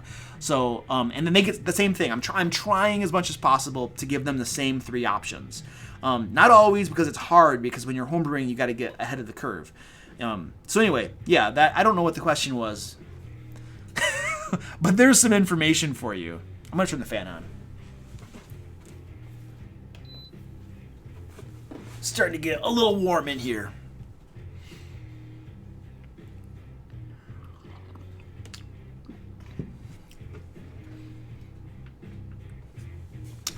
All right, got some questions. Cthulhu, see you in a little bit, buddy. What's my opinion on level 20? Level 20, yeah. Fred says level 20 is the goal. Level 20 is always the goal for my campaigns. Like, my campaigns all go to level 20. And when we get to level 20, so like, when we get to level 20, we usually run 1 or 2 adventures at level 20. And then we usually roll up new characters at level 1. I do not like high-level play. I don't find it super... As a Dungeon Master, it's much more difficult to run a high-level game for various reasons that I'm not going to get into right now. I like lower-level games more. But that said, I want to make sure my players have the opportunity. I'm like making a mess on my desk. I'm like ripping pieces of paper off. I want my players to have the opportunity to play the game at level 20, because you don't get there very often. So once they get there, I give them an adventure or 2 at level 20, you know. But then usually we start over again. Of course, I would probably give that option to my players too. I would probably ask them, hey, do you want to do some more stuff at level 20, or do you want to start over again? So I think it's probably more of a conversation, but like my preference is to start over at 1 again.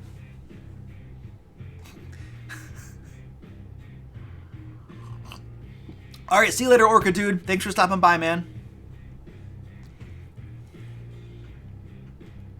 Rainier the Conqueror says, how do I get my DM to have the same desire to get better at DMing as I do? I know he could be an awesome DM if he just worked a little harder. There's not a whole lot you can do, dude. Like, how do you motivate somebody to get better at something when they're not motivated themselves? Like, I don't know, dude. Like, you can't inject motivation into somebody. that easily. Like, you can if you're like really like, there's probably ways you could do it, but like, I don't know how I would do that. I don't know, man. If the person's just not motivated and they don't want to put the work in, what are you gonna do? Like, are they getting paid? Like, if he's getting paid to DM, that's a different story.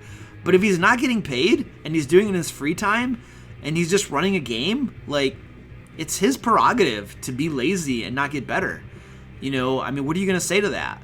It's like, you know, it's not going to be reflected in his annual performance review or anything. He might lose players, but then again, the players might be okay with an okay game because they're all still having fun. So, I don't know.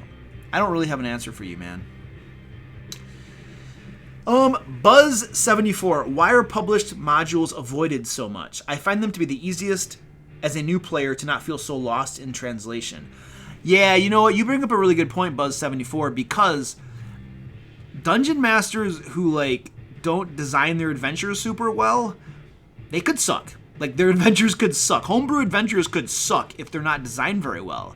So, like, I could, like, I'm kind of talking to the last part of your question, where you're saying that as a new player, you might feel lost in translation. If it's a poorly designed adventure by a dungeon master and they didn't do a good job, I could see that happening. And then when you put the juxtaposition between that and a professionally made, I say professionally because some of these modules and some of the parts of these modules suck. Like, this book right here is hit or miss. Like, let's go on a brief tangent. Sunless Citadel, I've heard that's really good, have not played it. The Forge of Fury, amazing adventure. I highly recommend it. The Hidden Shrine of Tamahakaken sucks. Piece of flaming crap. White Plume Mountain, I read through it. It seemed interesting to me. I didn't actually play it. Dead in Thay, such a huge dungeon. If I were running that, it sounds interesting. I think there's a lot of good stuff in it from what I read, the little bit that I read. If I were running it, I would break it apart into separate adventures. It seems way too big. Against the Giants, flaming pile of garbage. I hate it. I ran this with my Sword Coast Guard group. We did the Hill Giant part out of the module. I didn't like it. We did the Frost Giant part out of the module. I didn't like it. And then I didn't like those so much. My players didn't like them either. I homebrewed the Fire Giant part. I was like, I'm going to do this. We're going to make this better. And then we did that. Tomb of Horrors, you know, I was like, I don't think I would personally enjoy playing it, but I could see some other players who like the idea of exploration and deadly crap being fun for them. So my point is, what was my point? I don't know why people, I think the reason that dungeon masters avoid published modules, I can see a couple different reasons. I can see a lot of dungeon masters are very creative types and they want to create their own stuff. They get a lot of pleasure and fun out of creating their own adventures, creating their own worlds. They want to create and they have ideas and they want to express their creativity. And so I can see that as being a reason for sure to do homebrew stuff and avoid modules. There are some advantages to doing homebrew stuff. There are also advantages to doing modules. I also think there's a little bit of pride involved in saying, I homebrew all my adventures. I do not use published modules. I make them all myself. I think there might be a little bit of pride going on there too, for what it's worth. There are pros and cons to both ways of doing it. I should actually do a video someday on this, because there are definitely good reasons to homebrew and good reasons to use modules. And I am beginning to do a mixture of both. I previously I only ever homebrewed stuff, but I'm starting to slowly use modules a little bit more and more.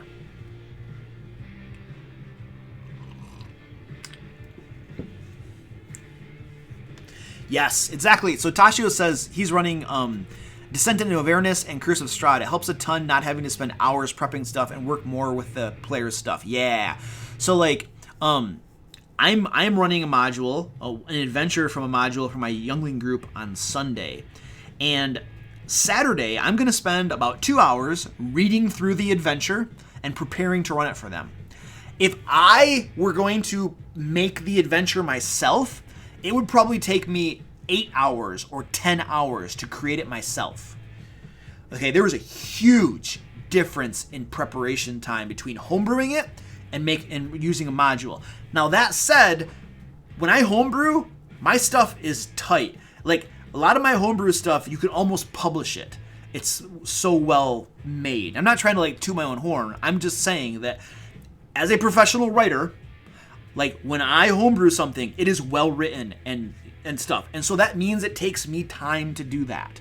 Other people might homebrew stuff and it takes them very little time. That's them. Okay. But you know, if you want to make a really well-designed module or a well-designed adventure with lots of stuff in it, you know, you got to spend the time to do it. Unless you're just winging crap, which you could do. All right, let's get some more questions going on here.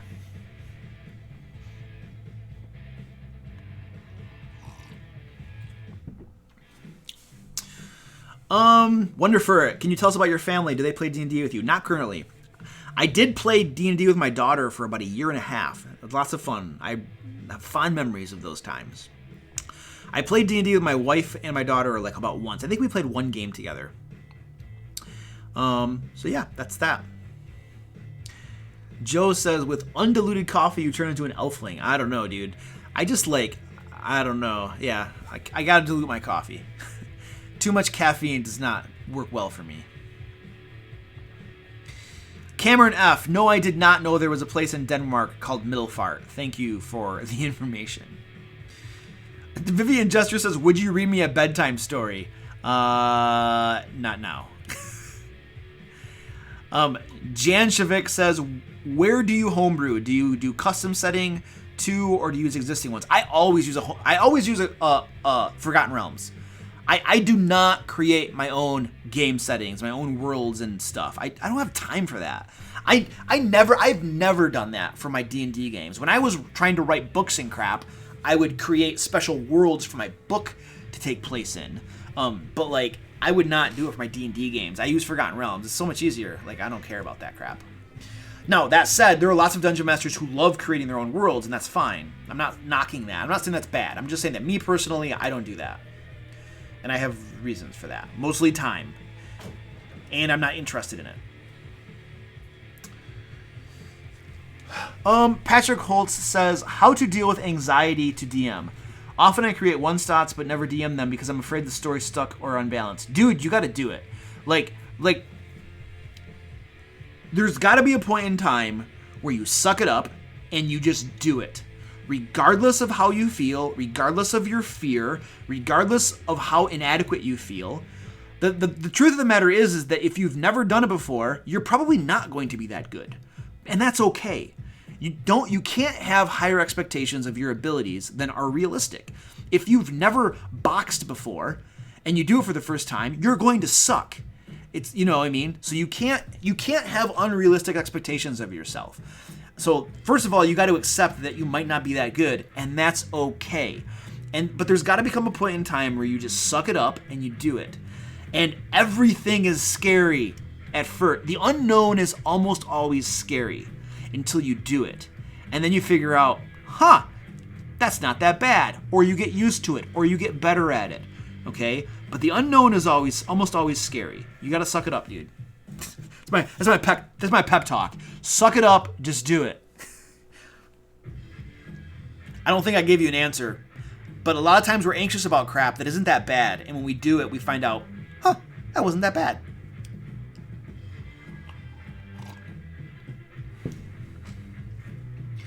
Pen and I say, yeah, I have a 16-year-old daughter. I am not that old. Well, I don't think I'm old.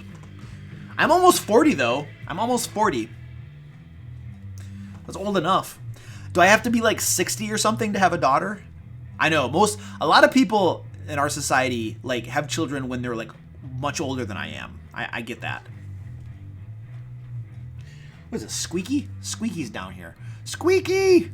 Squeaky! This is Squeaky, everybody. Say hi to Squeaky. Squeaky!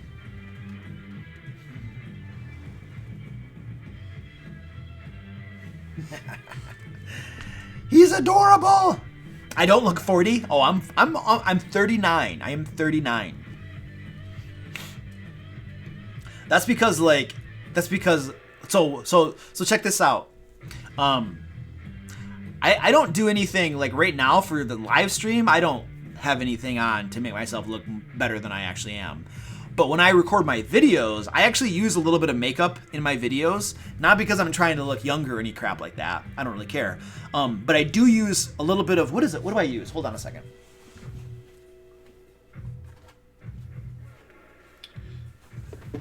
Okay, this is what I use. It is Dermablend loose setting powder. I don't even, so like, I don't know if you can see this. There you go. There you go. This is what I use when I do my videos. I started doing this about 2 or 3 months ago. And I use this in my videos. And the only reason I really use it is I perspire a little bit, you know, and all the lighting that I use in videos makes my face really shiny. And if you look at some of my older videos, I'm like super shiny. And I hated that crap. And so I got this crap, and it's a matte powder, and it reduces the shine from all the lighting that I use. I have like professional lighting and crap. Right now I don't have professional lighting going on. It's a live stream. I'm not quite as concerned about the aesthetic appearance of my video and crap right now. For my actual videos that I film, then I'm much more like, I want that crap to be tight. And so then all that shine, I use this stuff to reduce the shine. It does, I did notice though that it does have the effect also of like getting rid of some of the wrinkles and the bags under my eyes, and it does make me look about 5 or 10 years younger. Like, makeup is amazing. So yeah, there you go. Inside behind the scenes information. Oh, the D-Dubs likes the skit editing. Oh yeah, like I love the skits. This is an interesting point, you guys. The skits that I make for all my videos. It takes me longer to film those skits than it does to film like the talking head parts. Like when I'm filming my skits, it took me 8 hours. Hey, thank you Chance McFadennet for subscribing to the channel. Appreciate that. It took me 8 hours to film the skits. For 1 month of videos. The last time I did my recording, I batch film. I do all of my skits for an entire month all in one go. Reduces setup and stuff. And it took me 8 hours to do that. It took me about 4 hours, I think, to film the talking head parts. Much easier. So it takes me twice as long to film the skits. And there have been times when I spent an hour editing a skit. Like, so that 45 seconds or so of a skit took me like an hour to edit. Not all the time. Sometimes it goes much faster. But sometimes when I'm doing something more complicated, then it takes me longer to edit it. It shouldn't take that long. The last one I did wasn't that long at all. But sometimes it takes me quite a bit longer. So yeah, the filming and the editing of the skits takes lots of time. But I think people like them, so I'm just going to keep doing them. Oh my gosh, a 6 to 10 minute part of a skit? Ooh, that would be rough. It'd be rough. I see dead people. Okay. What do I think about Critical Role? I think it's a very good D&D show. And they're all very good voice actors putting on a fine show and performance for everybody watching them. They do a really good job at what they do. And I appreciate what they've done for the hobby and getting it in front of more people and getting people excited about it. I think they're having a very positive effect on what we're doing, on our hobby and stuff. All right, let's get some more questions here. Luciano says, if characters have some free time before they go into a new quest on the same day, do you allow wizards, clerics, and druids to change their prepared spells to better fit the new quest? Only if they've taken a long rest. They need to have just taken a long rest to do that. If they did that, then I would allow them. Zero Gamer says, what is your favorite class and subclass? Rogue, the one with the Trickster, Arcane Trickster, I think is the name of it. That's my favorite. What is the longest you have run a campaign? Squeaky! He's being a pain in the butt. Get up here. Come on. He's a big baby. This is Squeaky. This is Squeaky. You want to jump up on the... There you go. Oh, he's getting scared. He's like, I don't know what's going on up there. What's the longest I've run a campaign? I mean, I don't know. We went to level... I mean, I have my Sword Coast Guard group right now. We've been playing for 4 years. My Youngling group, 3 years. I mean, my campaigns, my groups just keep going, you guys. Like for 5th edition, I start them up and they keep going. And there are lots of reasons they keep going. I'm actually planning on doing a video about how to keep a campaign going, and stuff like that. One of the keys to keeping your campaign going, is when players leave your group because of life reasons, for whatever, you need to find a new player. Like, if you have 5 players and they keep dwindling away until you have nobody, your game stops, it dies. So you have to find replacements. That's a huge thing. Huge to find replacements. Another key is to run a good game that people want to play at. Because if you're running a crappy game, you know what happens? Suddenly people get busy and they just don't have time to play anymore and they have to cancel. You know, if you're running a crappy game, players lose interest and they no longer want to play anymore. When you're running a crappy game, they pick up other hobbies and they go do other things. So, like, part of the key is running a good game too, to keep your campaign going. That's clearly part of it. But there are lots of other things too.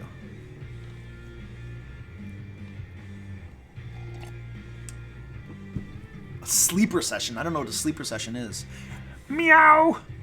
Meow. Oh, hey, it's almost 8 o'clock. It's almost time to do our creation stuff. We're almost going to start creating our random encounter stuff. It's getting close.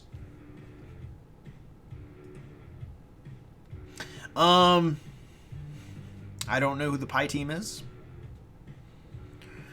Panda Night Sage says, how do you not know what dulce de leche is? I just need to educate you to sweet milk. Oh, dulce de leche. I don't know. My wife, I don't know. My wife is from Central America, so she cooks stuff, but I'm not super familiar with dulce de leche.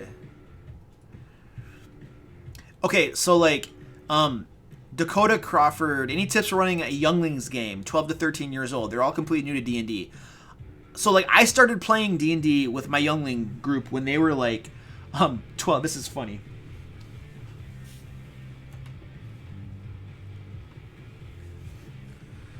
This is Squeaky. Look at this. Oh, then he gets up.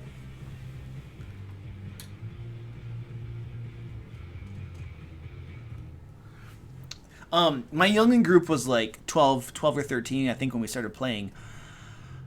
I didn't do a whole lot different, to be honest with you, than when I was running with my adults. The way I ran my game was pretty much the same. There weren't a whole lot of changes.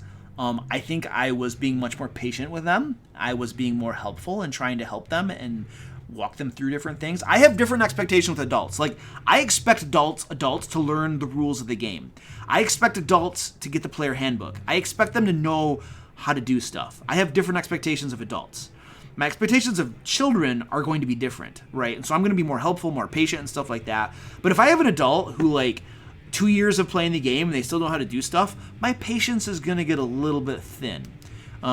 So be patient, help them, be helpful with them, walk them through things.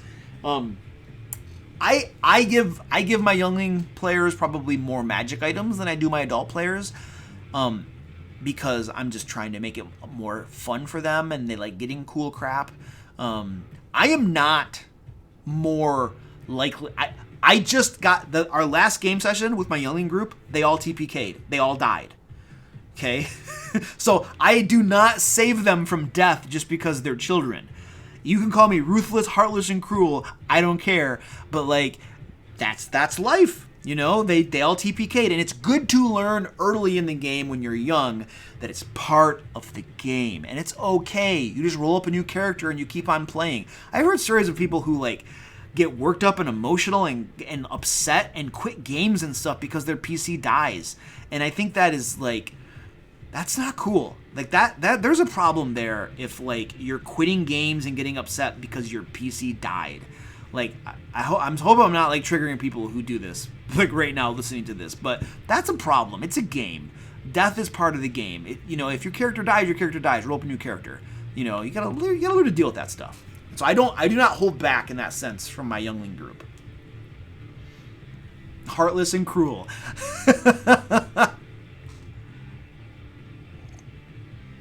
That said, False Faith, thank you for subscribing. Appreciate that. That said, TPKs do not happen very often in my games. They don't happen very often. My Youngin group has TPK'd once in like 3 years. My Sword Coast Guard group TPK'd once in 4 years. They've had a lot of close calls because it's rough. My Manus Invictus group TPK'd once in about 3 or 4 years. You know, it happens. My Ancient Dragons group has been close to TPKing as well. They just had a very close fight. Very close. Huh. So yeah. I started playing D&D with 2.2 edition. When will you see the Warlock's face? Dorium! Dude! Do you not know what the Warlock's face is gonna look like? We should have a video unveiling where you actually finally see what the Warlock looks like. Do you ever bring old NPCs back as NPCs? Yes, I do. I'm not 20. Panda Nightshade, I appreciate the compliment where you thought I was 20, but I'm not 20. I might act like a 20-year-old because I have like energy. Like if I were older, if I wanted to act like a 40-year-old or something, would I just like tone down my energy? Would I just be more monotonous or something? I don't know. Like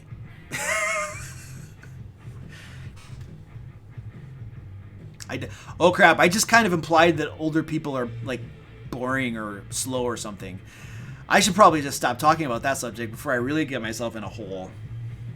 I have a big mouth. One day my mouth is going to get me in trouble and I'm going to have no escape from it. I don't really get DM writer's block a whole lot.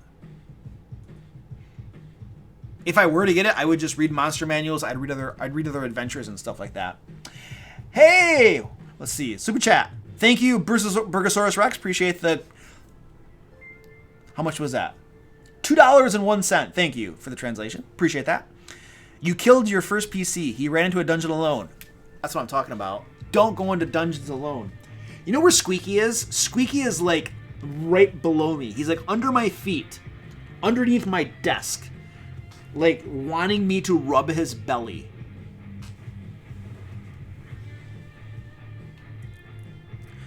Penguin Butt. Some people say to have a main campaign idea with lots of adventures, while simultaneously having separate adventures to mix it up. What are your thoughts on this? Yes. I don't think that's a bad idea. I think that's a good idea in the sense that, so check this out. What can happen, Penguin Butt, is if you have a main campaign and most of those adventures follow a certain theme, like your players might get bored of always following that same thing. So when you have like a side quest or something else going on over here, that makes things more interesting. It mixes things up. It gives them a break from like saving the world on this main quest line and lets them do something different. And if there's a theme, like let's pretend that you're doing all demons and devils and crap on this main quest line, and you have a theme where most of the stuff is that. Well, if you have a side quest line over here, you can throw in something like hags and fae, or do something else with different types of monsters. And so I think the reason people are recommending that is just because if you're only ever doing the one main quest line, it can get old and boring for your players. And so different adventures and stuff can help mix it up. And so I think that's fine. If you have the time, I mean, yeah, that's good. Do it if you can.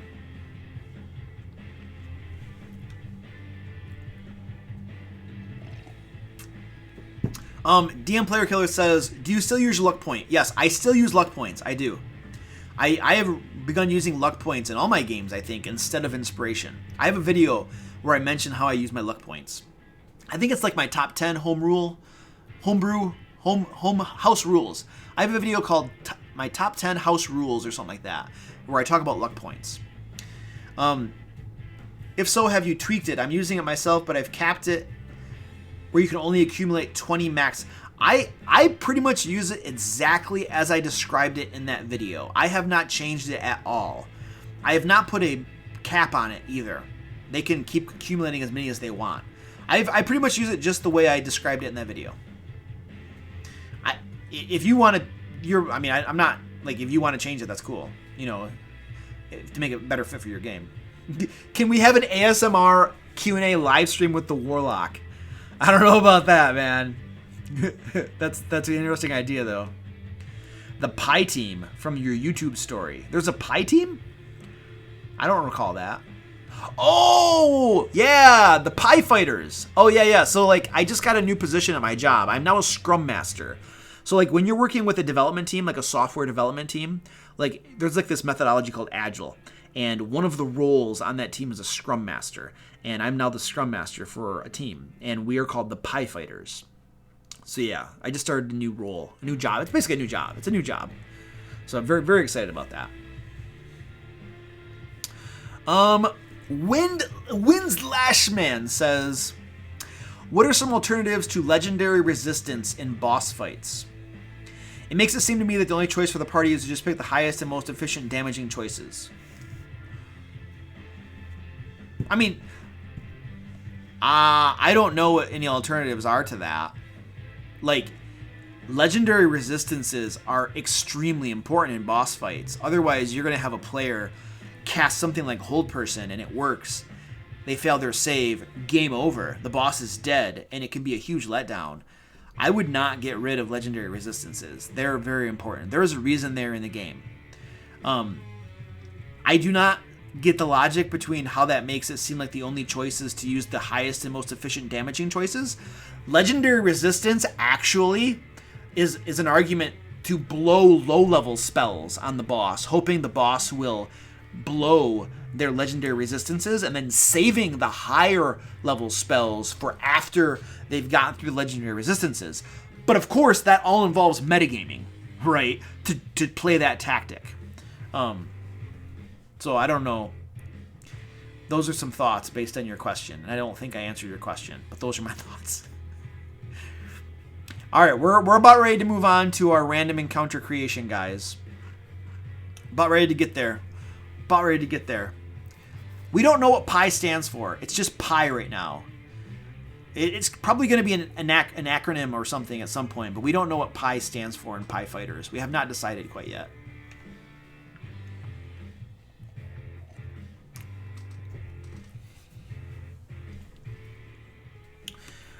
Zero Gamer says, last session my wizard spent close to 2 minutes on his turn. When I told him politely to hurry up, he seemed upset about it. How do I speed not just him up but everyone up? Like, so the whoops, cat. I'm kicking my cat. Squeaky. It's underneath my feet. Yes, players are going to seem upset when you don't give them time to choose stuff. They will. That is something you're going to have to deal with. The way to do it is to explain to people before the game session, like you guys, like our combats take a long time. We're doing a thing where you're not going to get a bunch of time on your turn to figure out what you're going to do. The expectation here is that when everybody else is taking their turn, you're deciding what you're going to do. And if you're wizard, there are two classic arguments. One of them is, well, while they were taking, I knew what I was going to do, but then they took their turns and things changed, and so now I need to change what I'm going to do. My counter to that is this is a 6-second round, and everything is happening simultaneously in the game. Now, around the table, we take turns because that's how you run the game. But in the game world, everything's happening at the same time. So there's no such thing as the situation changed. You need to have something ready to do. And if what you choose to do isn't optimal anymore, well, that's the chaos of the battle. So that's the one classic objection. The second classic objection is, for spellcasters especially, well, I need to look at all my options. I'm not familiar enough with my spells. To which I say, you have a player's handbook. We play every 2 weeks. Read your spells. Get familiar with your spells. And if you don't know your spells, we're not going to punish everybody at the game table and wait for you to pick your crap out because you don't come to the game prepared, because you don't know how to play your own character. It is not fair to everybody to be punished and wait because you're not prepared. That's not fair. It's like people who show up late to crap. Like, stuff should start on time, and if people are late, they're late and they miss out. Because people who are on time, it is disrespectful to everybody who's on time to a meeting or an event to wait for late people, because you're disrespecting the people who made it a priority to be there on time. Respect that decision and start, and late people miss out, right? It's the same thing with this wizard. Why are you going to punish everybody else because of somebody's failing? 2 minutes is more than generous. 2 minutes is way more than I give my spellcaster players to pick their spells. Like, after about 15 seconds, I'm bugging them. I'm like, what are you going to do? What are you going to do? I need to know what you're going to do. Or you're going to dodge. You're going to dodge. If you don't tell me something, you're dodging. Okay, you're dodging. And they get skipped. It only takes like once or twice of getting skipped before they know what they're going to do next time.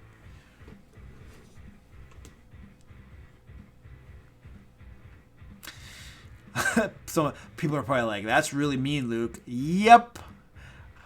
But you gotta make combat move faster, dude.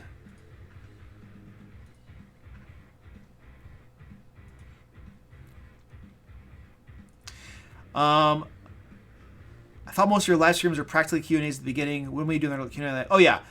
So, like, we're gonna do pretty much I live stream every Friday, pretty much. And we always do Q&A at the beginning. Always. At least an hour, usually 2 hours. Historically, we've always done 2 hours of Q&A, and then we go on to different stuff. All right, let's do something else. Let's do our random encounter creation. I think we are done with Q&A. It is 8:03, which means it is time to do our random encounter creation. So this is what we got going on. Let me find this for you. There it is. We're going to be filling out this random encounters table right here. Levels 5 through 10, random encounters. And this is the part of the stream where we do collaboration. Like, you guys are going to give ideas for this, and we're going to create this together. I am not doing this myself. I'm going to steal your ideas. So that's what's going on in the next segment here. Before we jump into that, I am going to take a brief intermission.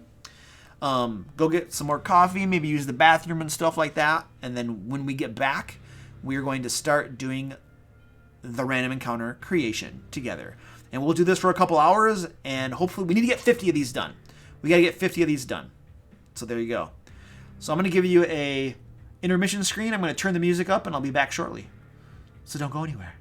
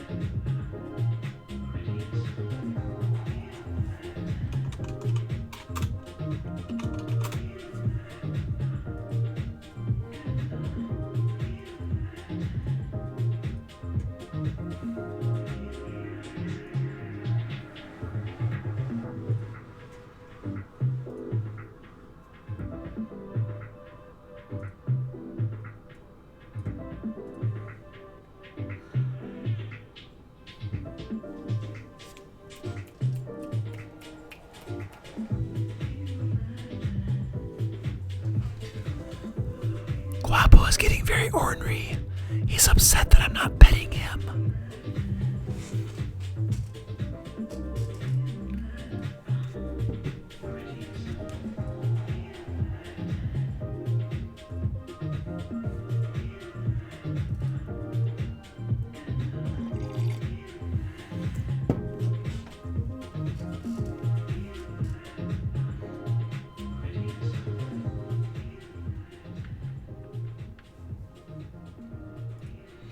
All right, let's get this show back on the road.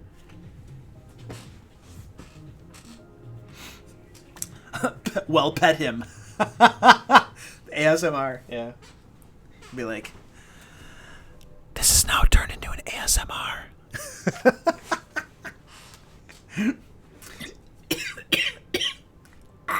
And me choking. All right, cool. Random encounter table creation time, ladies and gentlemen. Let's do this. Let's rock and roll on this bad boy. Okay, let's get some ideas going. Just throw me some levels 5 through 10. This is for levels 5 through 10. So, throw some ideas. Oh, what we want to do here, you guys, we need to know, I want to know like a creature or a monster, and give me a basic idea of the situation. Don't just say like a hag. I don't want just a hag. I want to know what the situation is. Give me a little bit of a teaser of what the random encounter is, what it looks like and stuff, if that makes sense.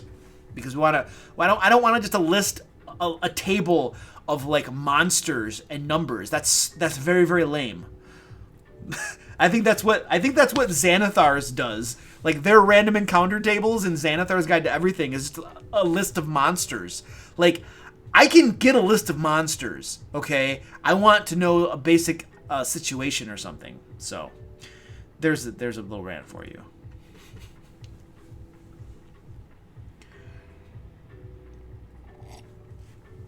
Okay, that's a good idea. Animated statues around a fountain filled with gold. If a player tries to take hold, the statues animate and attack. What are the statues though? What kind of statues? Like we need a monster stat block for that. What would these be?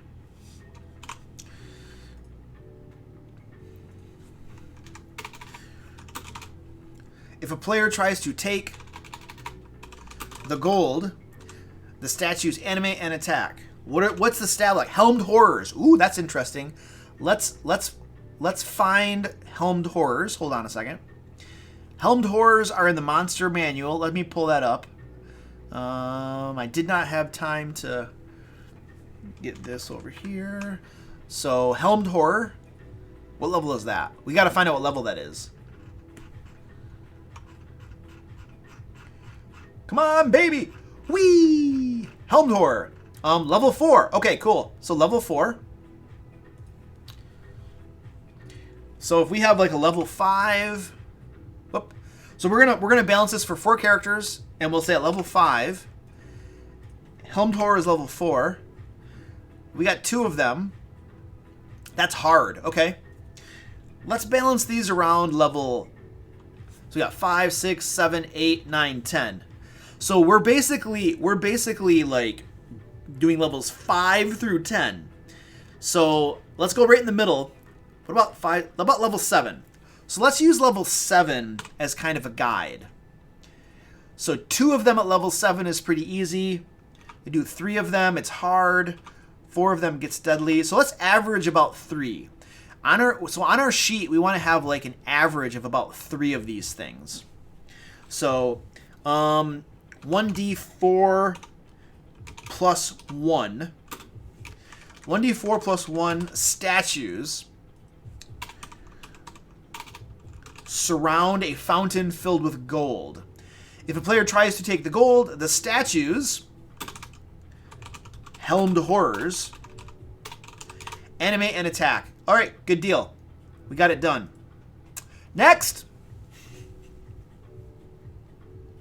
Looking for more ideas. Looking for more ideas.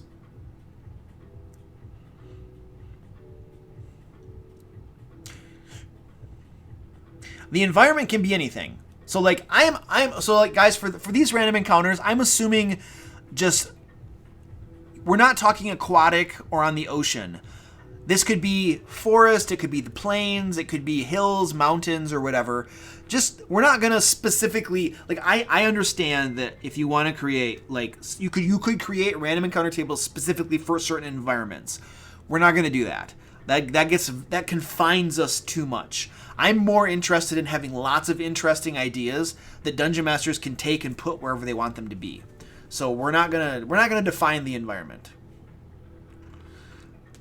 Okay, Nathan, son of the South. Okay, so Super Chat gets your idea on the board. The group encounters several wyverns attacking a merchant caravan. Awesome. That's the next one. Give me ideas for non-combat encounters. Non-combat encounters as well.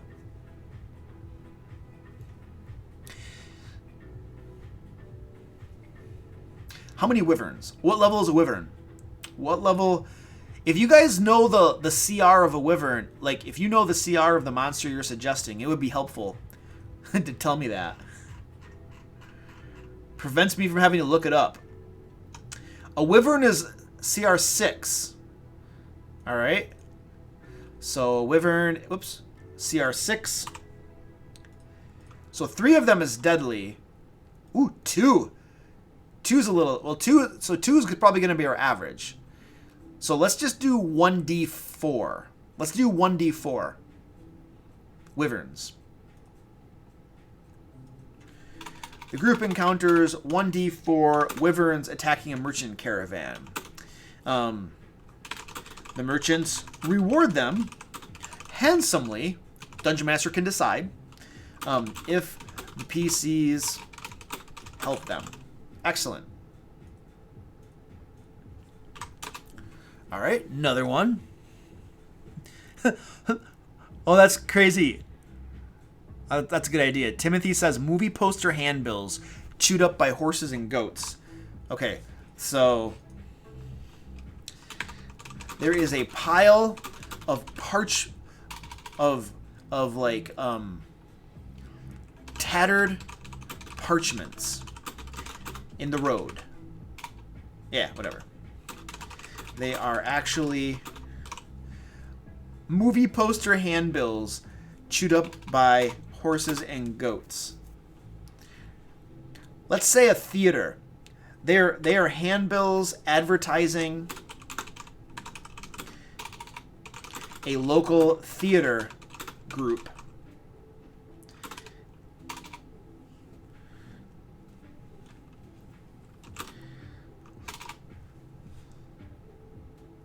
So we gotta. This is a misplaced modifier, is what that is. So you can't leave that there. They're actually handbills chewed up by horses and goats that advertise a local theater group. There you go. We do not want misplaced modifiers in what we create. That's not a very good idea. A cave filled with potatoes. Let's put that down here. A cave filled with potatoes. What is the guardian of the potatoes? What would be the guardian of... Oh, a young Ramaraz guards them.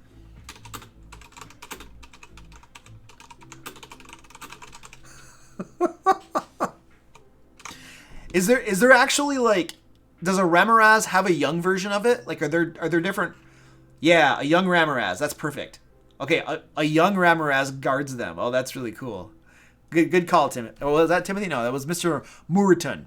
Cool. Control F. I know, Cthulhu. I know I should use Control F. I'm dumb. What can I say? Oh, AJ Silver Radio. Glad you can make it, man. Luciano says, diseased animals eat the corpse of travelers on the way. Oh, that's interesting. What are the diseased animals, I wonder? A group of animals are eating several corpses lying by the road. Let's get some monsters. We want some. Ooh, a pack of centaurs approach a town to request they stop hunting in their woods. Oh. Ah, okay. So let's do this. So a CR2. So a CR2. How many would we have? Probably a lot. You probably need a lot of centaurs at that level. Not that many. Calm down. Whoa, that's a lot too. All right, let's go with 2d6 plus 2. No, 1d6 plus 2. A pack of 1d6 plus 2 centaurs approach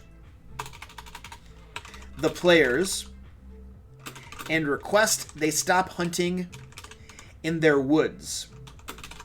The centaurs are convinced that the PCs are responsible for this, even if, yeah, there we go. And we gotta spell this correctly. There is like that. All right, cool. Okay, cool. I like it. A party encounters a small circle in the ground, devoid of plant life, black and scorched. In the center of the circle is a clay pot. Entering the circle reveals a wraith and 1d4 specters that attack. Oh, that's... Okay, cool. I can go with that. What's a wraith and specters? We want to make sure we get this balanced properly. A wraith is a CR5. And specters, what's specter? Specter. See how much longer it takes when I don't know what the CR is? I have to go looking for it. See, this is why I don't do Control F. You see how long this is taking to find, and then it can't even find it. This is why I don't do Control F. If I just go to the S and then scroll, I'm probably going to find it. Shadow. What happened to Spectre? Where's Spectre? Oh, it's after... Okay, never mind. This still takes a while. There we go. CR1. CR1. So let's put that in there. So there's like 1 Wraith and 5... That's like a hard. Okay. So we can do 1 Wraith and 2d6. How about 2d6 Specters? That's not bad. Let's do 2d6 Specters. Entering the circle causes a Wraith and 2d Specters to emerge from the pot and attack. All right, cool. I like it. What was this? Oh, super chat. Rabbit says, the party steps on an awakened shrub who is buddies with an awakened tree, which then attacks the party to defend the shrub's honor. Nice. CR0 and a CR2. Well, that's a cool one. Let's, whoops, woo, wee, wee, wee.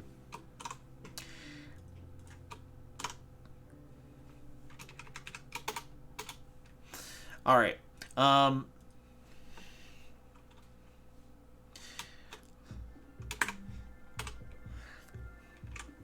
There is an area covered with shrubbery.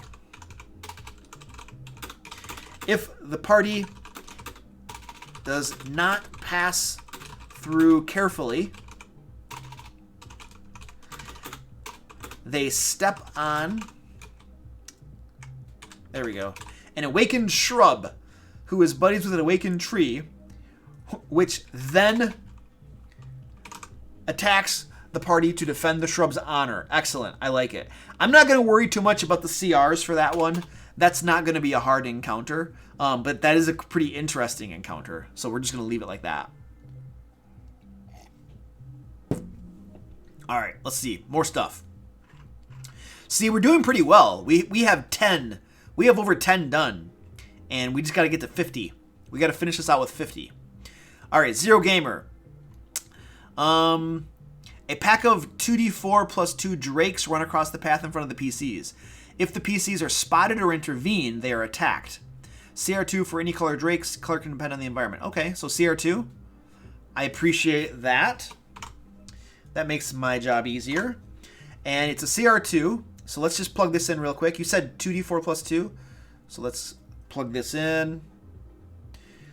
What did you say? Whoa.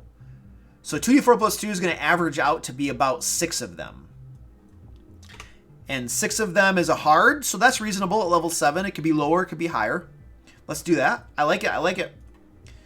That is mad props to Zero Gamer. You made my life very easy. A well thought out and well crafted suggestion. Oh, comma splice though.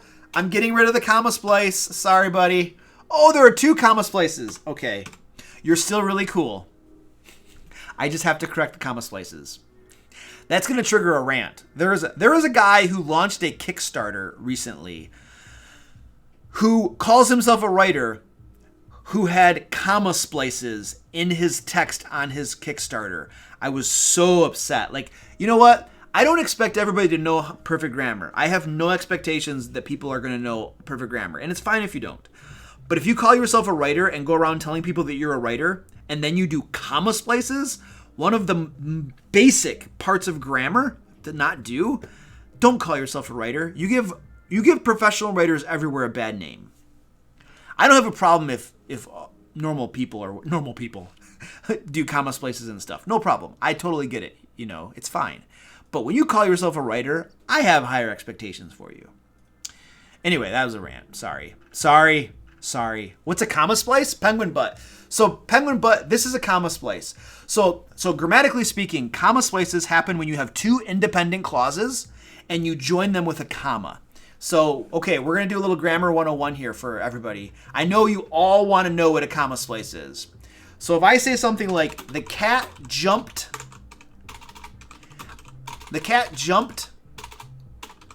on my bed, that's an independent clause. I have a subject and I have a verb. It's a complete thought. Okay, you'd normally put a period there, and then you would say,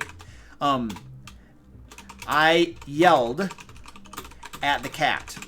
Okay, complete thought, independent clause, subject, verb, and then you got like a predicate and crap. Whatever, who cares? That is how you're supposed to do it. You have a terminal punctuation here. You have a period between the 2 independent clauses. A comma splice is when you join 2 independent clauses with a comma. That's a comma splice. Okay? And that is abysmal grammar. Like, if you do this and you're not a writer, that's fine. I'm not judging you. But when you're a writer, when you call yourself a writer and you do that, that's a problem. Don't call yourself a writer. I'm sorry, you're not a writer. This is like the grammar they teach you in 5th grade. Like, I don't expect you to like know that if you're not a writer, but when you call yourself a writer, I expect you to know that. That's a comma splice. I hope that's helpful.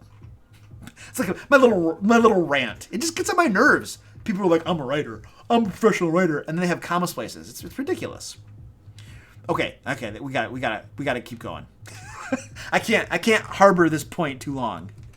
No, Penguin Butt, it's fine. Like, I'm not judging you or I'm not judging Zero Gamer. He's totally cool. I don't expect you guys to not do this. Like, that's not my expectation. My expectation is people who call themselves professional writers and whose job is writers, I expect them to know better. Does that make sense? I hope that makes sense. I'm not knocking anybody that does this, as long as they don't call themselves a professional writer.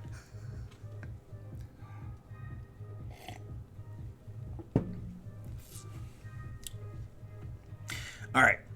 No, some extra. I mean, yeah, there are probably some mistakes here because I'm copy pasting from people. I don't think that what we come up with here is going to be perfect written out. I'm a little lenient on this stuff. But anyway, let's just keep moving. More ideas. Let's get some more ideas going on. All right, Zero Gamer, see you in a second. Penguin Butt's a professional goof. Okay, that's cool. I am kind of a professional goof as well, I think. So Aiden says, a wagon is ahead of the party on a cliffside when out of nowhere a troll throws a boulder at it, causing it to dangle off the cliff. Oh, that's interesting.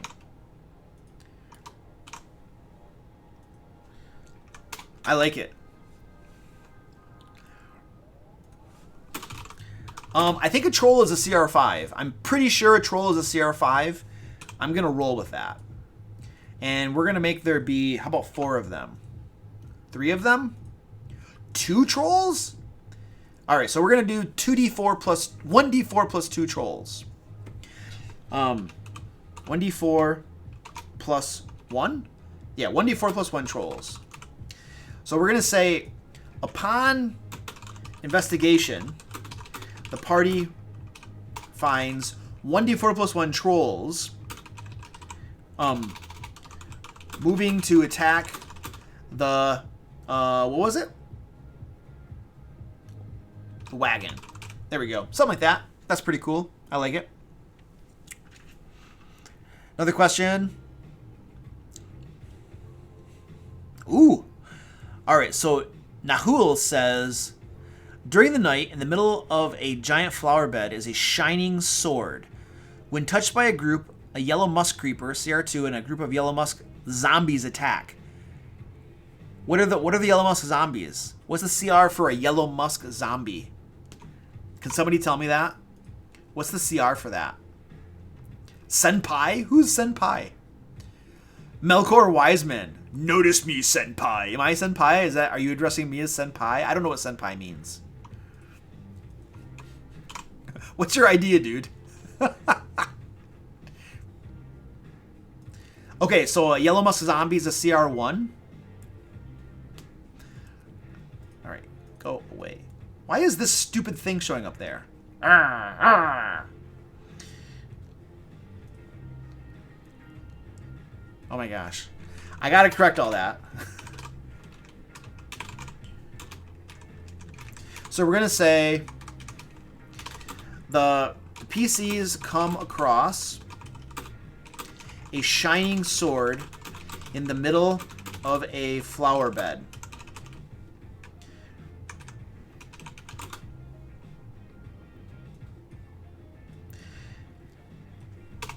And then we'll say, if they touch the sword, a group of yellow musk creepers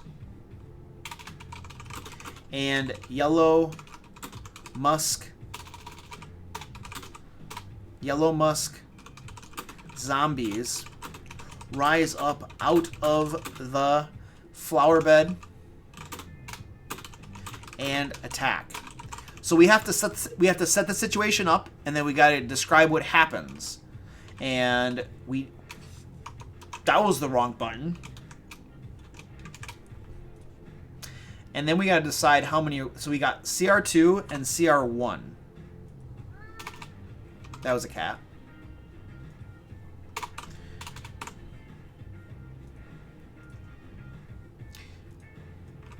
CR2 and CR1. Trivial. Let's do about 4 of these things. Wow, still trivial. Wow, why is that so easy? Oh, I screwed up. That's my bad. So probably about 1d6 of each of these is probably okay. I spelled shining wrong? Yeah, I spelled shining wrong. Spelled that wrong. So let's do 1d4 plus 1d6 plus 1. Let's do 1d6 plus 1 for each of them. There we go. That's good.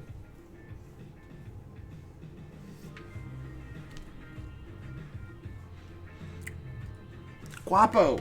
This cat's down here rubbing against me. We do not have a dragon encounter. Melkor, we gotta find Melkor's idea. Okay, here we go. All right, I got your toy bear. You find a small toy bear lying in the middle of a town.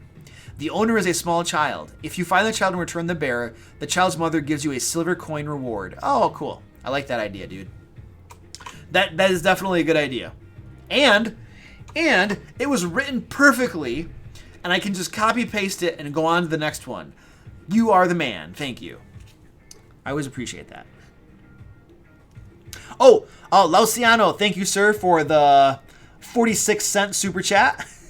Corpse-eating animals could be giant goats. Okay, where were those things? Thank you, sir. I appreciate that. Let's just do 1d4 giant goats. Awesome. Thanks, man. I appreciate that. Good idea. All right, next.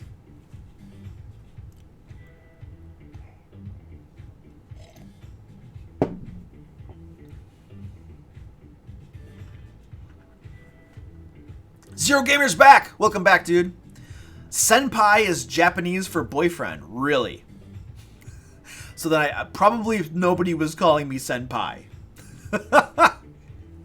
Oh, senpai is someone of higher social status. Oh, I don't think I'm higher social status than anybody in this live stream.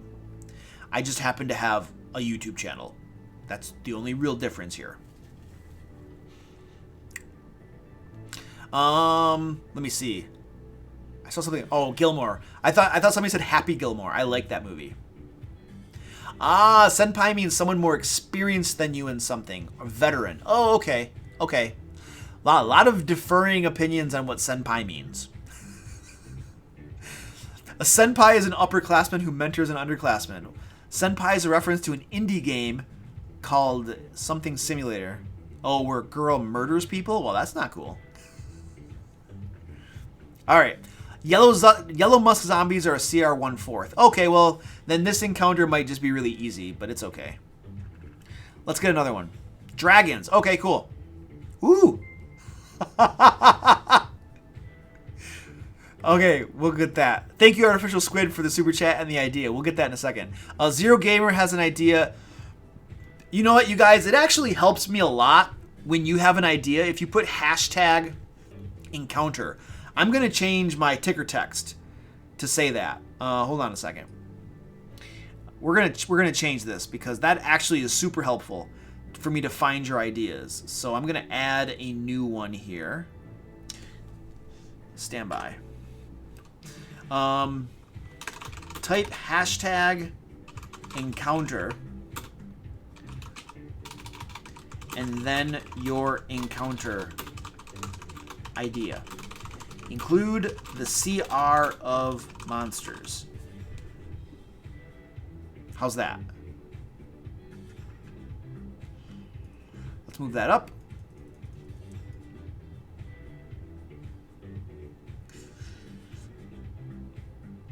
All right, let's start back up again. All right, yeah. If you could type hashtag encounter, it's going to help me so much to find your ideas. Because it helps me. Sometimes you guys are just chatting and talking, which is cool. But then there are times that you guys actually have ideas. And it helps jump out at me if you do hashtag encounter for those ideas. So there was a dragon idea. Zero Gamer says, a young green dragon swoops down in front of the party. He demands a tribute to his horde in order to leave them alive. If the party declines, he will fight. CR7 is the dragon. Okay. So let's pop this guy down here. And then you said CR7? Let's do one of them. That's easy, dude. That's really easy. I think, what's an adult dragon? You guys, what's an adult dragon? I feel like that's really easy. They're just going to murder it. It's not going to be that hard. Let's find a green dragon. Green dragon. Let's see if control. Oh, there we go. Not ancient. What about adult?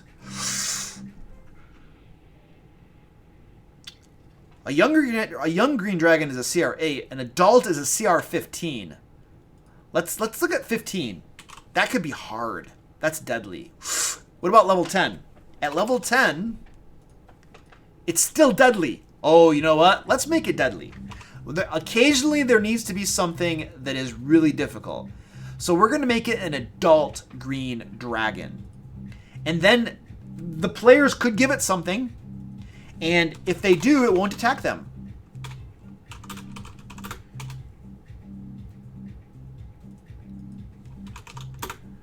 If the party declines, he will fight them.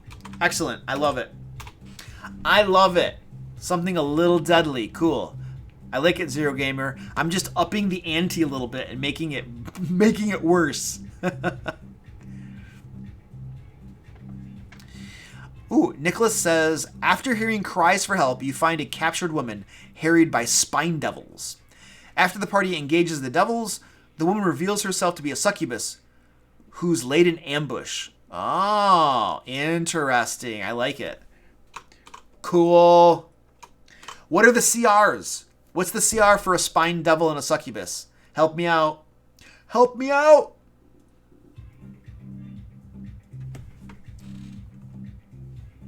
We got to say something like, the party hears cries for help. We don't want to assume that they actually investigate. If they investigate, because as a dungeon master, we don't want to like tell them what they're doing. We want to present a situation, and then if they go to investigate it, then they find out. If they investigate, they find a captured woman harried by spine devils. If the party engages the devils, the woman reveals herself to be a succubus who's laid in ambush for them. Ha ha ha ha ha. What's the CR for that stuff? Okay, spine devil is a CR2 and a succubus is a CR4. Thank you, Cass. Appreciate it. Let's plug that stuff in. So we got 2 and then a 4. So we're probably going to need a few of these. Yeah, we need like 3 of these, maybe 4 of these. 5 of them? How's that? Ooh. Let's do 1d6 plus 1. No, 1d6 plus 2. Let's do 1d6 plus 2 of those things. 1d6 plus 2 spine devils. There we go. Excellent. I like it.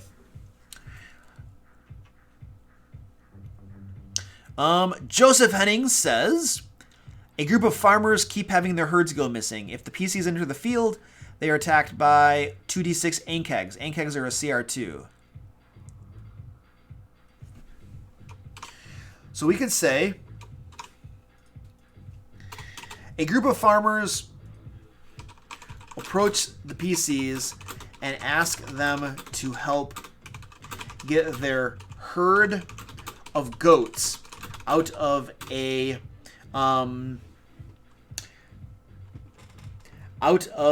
why couldn't they get it themselves? Oh, ask them to help find their herd of goats, promising a good reward. The PCs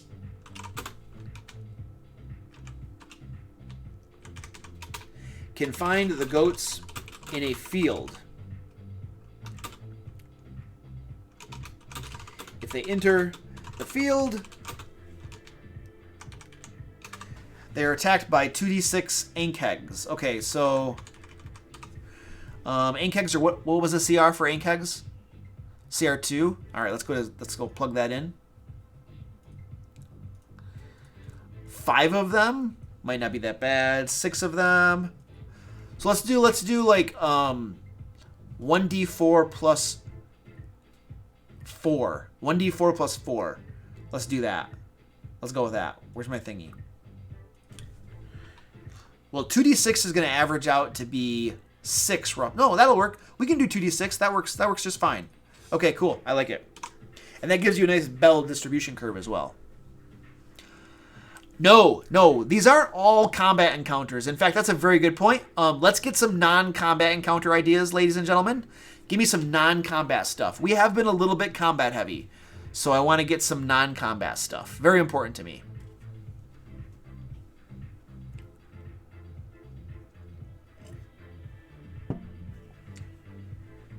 Rosewater.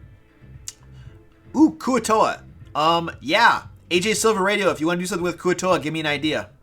What's the situation? Rosewater says, a dragon died leaving a huge hoard of treasure nearby. Now a horde of treasure hunters are fighting each other over the treasure at the mouth of the dragon lair. Oh, that is a really cool idea. You know what? I think we could probably just leave it just like that. and then the dungeon master can figure out the details of that. That's a cool idea. Oh, well, you know, what would they be? Thugs? Each group is composed of, what's a thug? Let's do a thug. Let's find thug. Thug is a thug or a veteran? Oh, it might be veteran at this point. A thug is not that hard. Actually, we should do a veteran. Yeah, let's do veterans. Veterans are much harder. Veterans. Where's the veteran? A veteran's a CR3. So let's make them veterans. Ooh, that's deadly. 4 of them. Yeah, let's do like 1d6 plus 1. Each group is composed of 1d6 plus 1 veterans.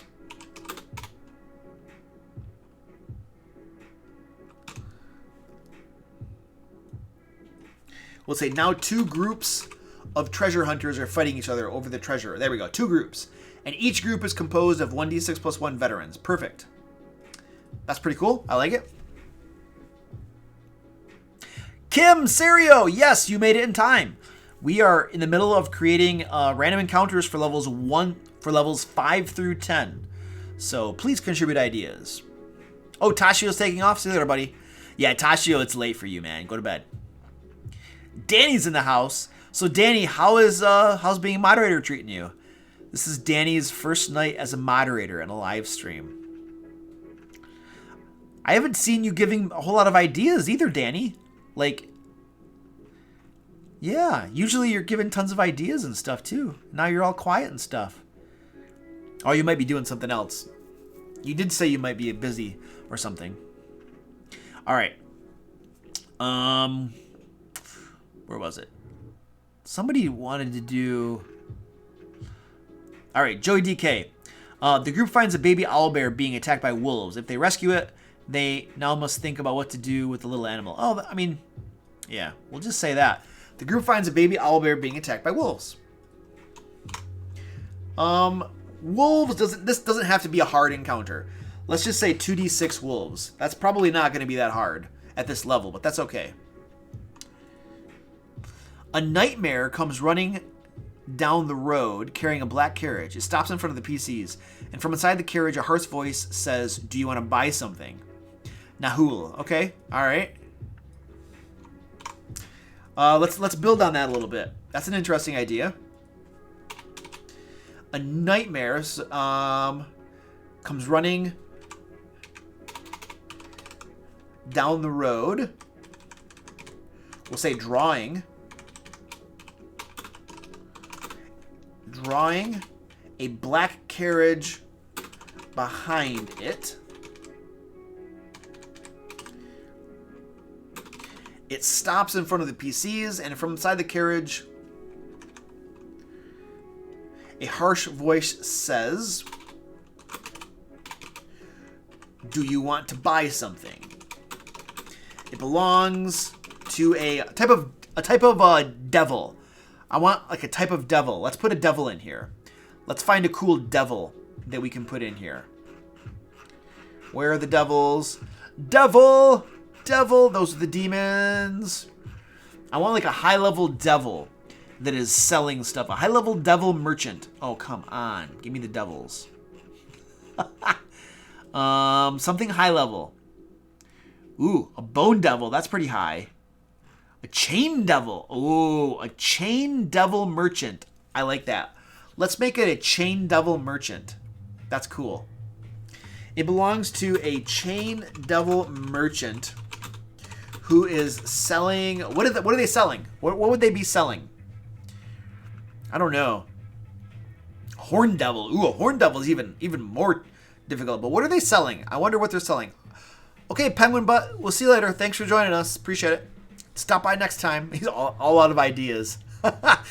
See you later.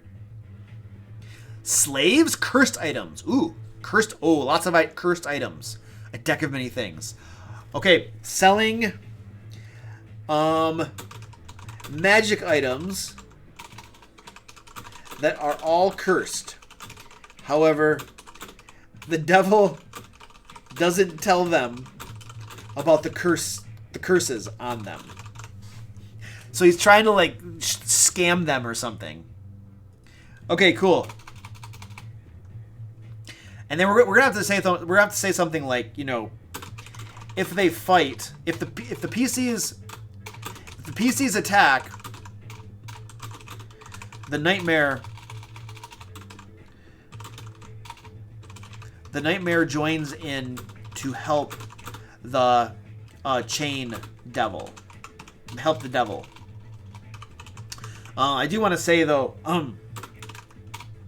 however, the devil keeps all his wares on, hidden away in a private demiplane where only he can access them. Because you don't want like them to attack them and then get a crap load of magic items that he happened to have in the back of the carriage. That's not gonna work very well. Demiplane? Is it just one word? Okay, cool. Thank you. Now Word is telling me, it's giving me the red underline for demiplane.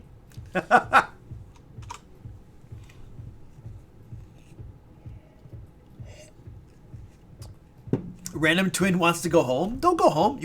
You're not home. Where are you? Jim Weaver had a good idea. Okay, let's see if we can find his idea. Jim Weaver says, okay, a kleptomaniac is found beaten by the side of the road. If the players help him, they discover later that they are missing items. Woo! That is a good idea, dude.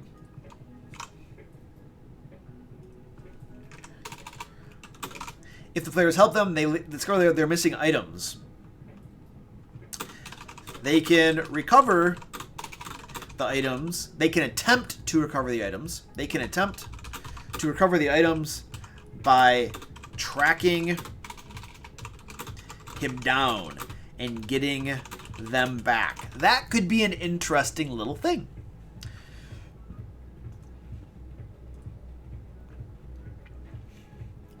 Oh.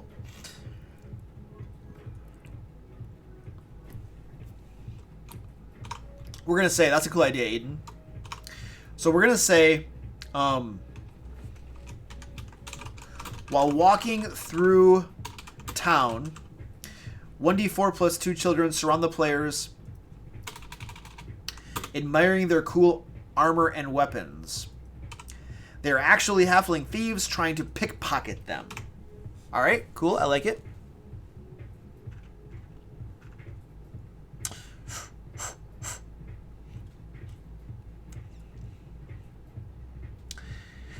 I'm getting hungry. I am getting really hungry.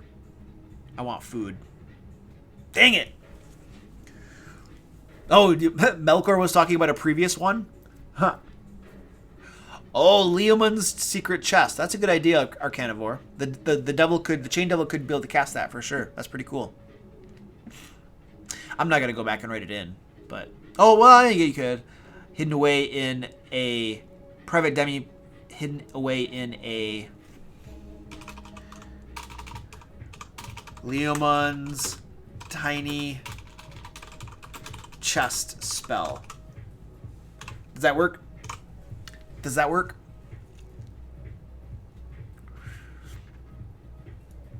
Okay, Rainier's at work. Yeah, okay, that's cool, dude.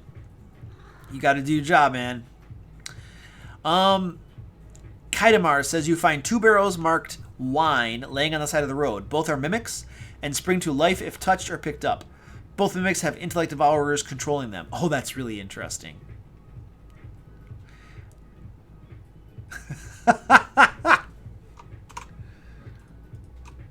All right, what? Why did that? So CR2s. So how many barrels? CR2 is not very high. 6 of them. So 6 is going to be like Let's do 1d6 plus 2.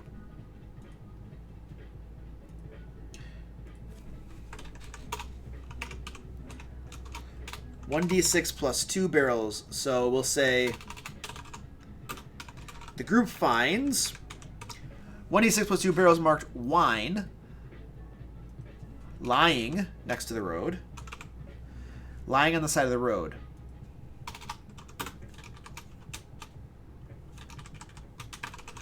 They are mimics and spring to life if touched or picked up.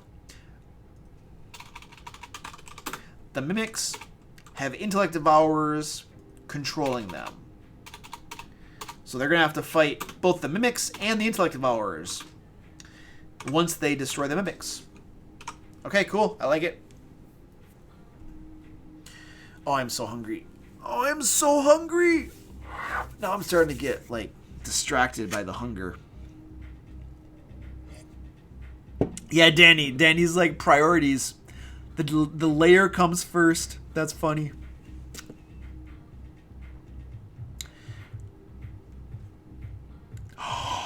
Oh, that is so cool. Dakota, that's an awesome idea. Okay, check this out. Oops, why are you not working? Okay. A pixie asks the party to make a dress for an upcoming date. If they agree, they receive gold. If they don't, come on. She runs away crying and returns later with her mind flayer date. A CR7. Okay. That's really cool. That's not a hard encounter. 2 of them would be really deadly. Oh, 2. Let's have it be 2 mind flayers somehow. With her mind flayer date and the mind flayer's sister. I don't know.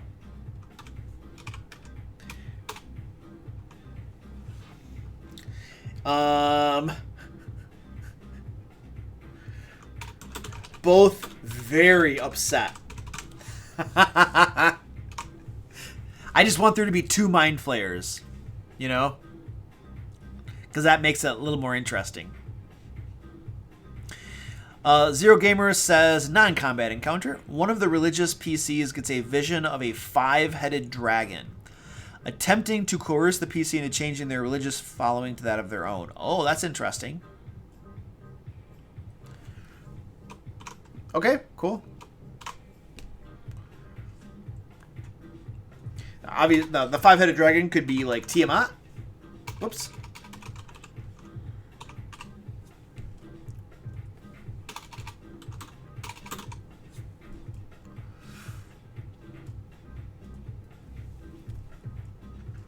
Oh, wait. Woo! Nathan, Son of the South. I almost missed that. Thank you, sir, for the $10. I appreciate that. Nathan, you are hooking us up tonight. Just throwing them on the money.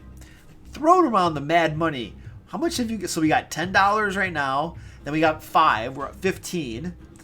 And then there was a 5, so we're at 20. You were just throwing it around, man. I think we're at 20. Sweet, dude. There was a 10. We're at 30. Now we're at 30. Dude, you're awesome. I really appreciate supporting the channel and stuff, man. That's really cool. You're awesome, man. Thanks. All right. His encounter idea is the party encounters traveling merchant selling potions dirt cheap. Upon investigation of a potion is discovered to be poison. Turning him in might bring a nice reward. Okay, cool.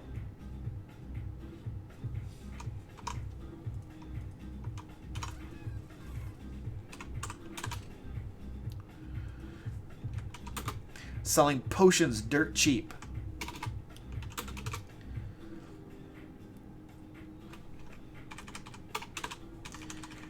Turning the merchant over to the local authorities brings a nice reward. Nice. That's really cool. I like that. Good idea, buddy. Wait, what happened? I did it, boys? What did you do, Zero Gamer? Oh, you said it last week. I would get Tiamat on a list. Oh, that's awesome, dude. You did it. Success. Oh, that's really cool, man. Kind of sneaked it in because it doesn't literally say Tiamat, but it says five-headed dragon, and we all know that that's Tiamat. Yeah. Very good. Wait, you sneaked it in? Wait, hold on. That was yours? That was your idea? Was that your idea? It was your idea! Oh, you tricked me, dude. Oh, you tricked me. All right, I'm going to change it now. I'm going to change it. We're going to no, I'm not going to change it. That's really cool, man. Well done. You tricked me. All right, multiracial lion. I don't know how that works, but okay. Encounter a monster hunter. A monster hunter approaches the party for assistance, slaying a mark, which turns out to be a T-Rex. During the battle, another monster, a giant ape, shows up drawn by the sound. Oh, that's an interesting idea. I like that.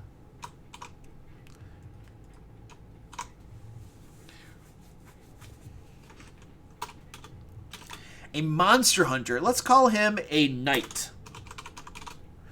Give him a stat block.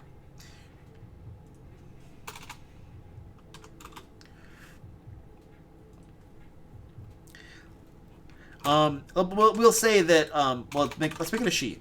She promises the party a nice reward if they help her. During the battle, another monster. Oh, wait, what's a T-Rex? What level is a T-Rex? Hold on. We got to find this. What's a T-Rex? Tyrannosaurus Rex is a CR8. Could we do two of these things?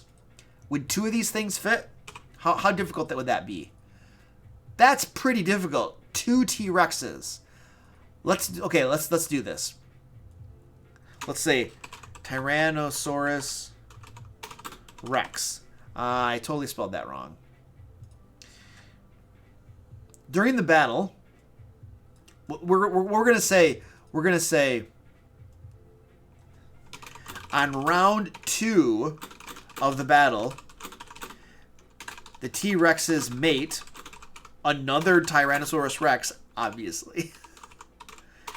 But we should probably spell it out just to be safe. Arrives to join the battle. Round 2? Yeah. Well, we can say round 3. I think round 3 is more reasonable. There we go. Cool. That's a good idea. I like it. All right, we're halfway there, you guys. It's 9 o'clock. We have an hour remaining, and we are halfway to finishing our table. Cool. Let's keep these ideas coming. I'm starting to lose my voice too. My throat is getting a little hoarse, and I'm out of water and crap. Coffee's gone, and all I got is a little bit of water. That's probably going to be a problem. Why are they so cheap?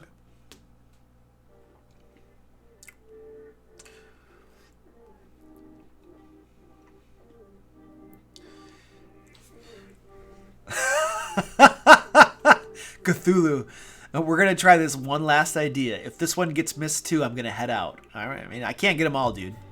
But I am now on that one.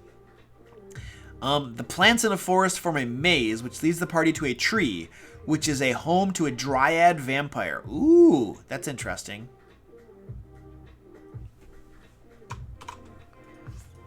All right, you got it, buddy. What is it? What levels of vampire?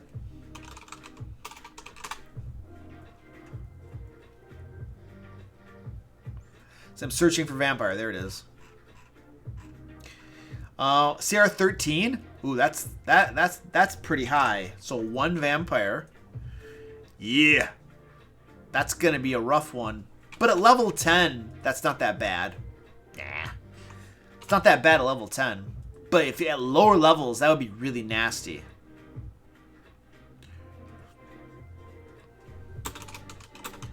Use vampire stat block.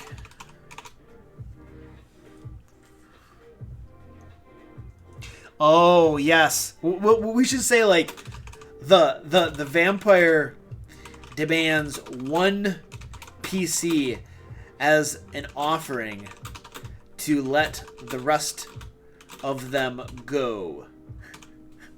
Like, you have to give one of your friends to me, or we fight. And the players are almost assuredly going to say no to that sort of offer.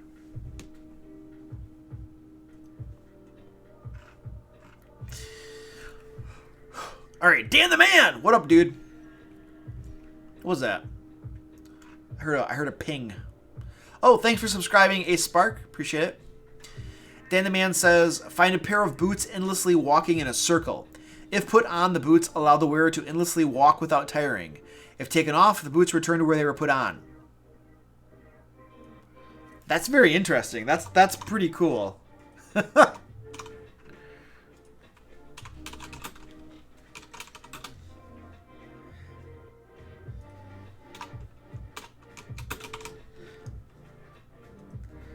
I like that idea, dude.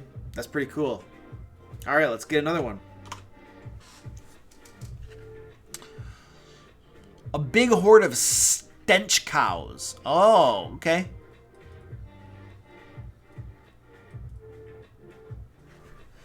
All right, so we're gonna say a massive herd of stench cows is crossing through the area. And stench cows is a CR 1/4, so we would need like lots of those. Oh my gosh, yeah. We'll say 4d6. 3 times 4 is 12. No, 8d6. We're gonna say 8d6.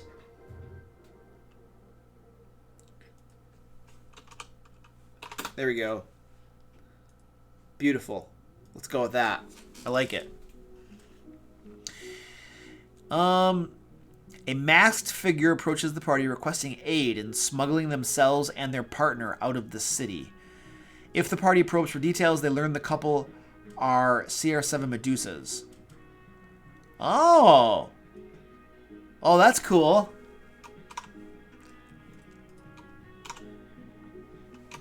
Come on!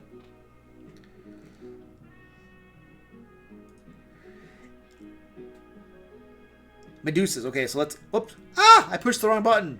No! No! I do not want Publisher. I don't even use Publisher anymore. I have InDesign. CR7. So 2 CR7s. Yeah, that's a good encounter. All right, cool.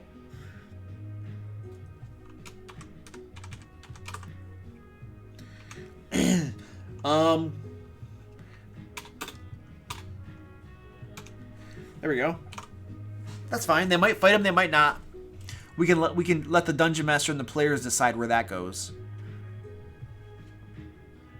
Random Twin says 3d6 skeletons are playing dice in a roadside ruin. If disturbed, they will attack, as they are all extremely irritable due to the dice falling between their bony fingers. Oh, that's cool.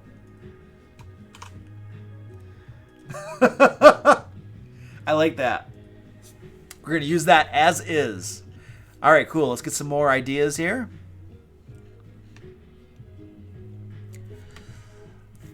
The party can hear complaining coming from inside a locked chest. Okay, all right, Aiden, we'll go with that idea.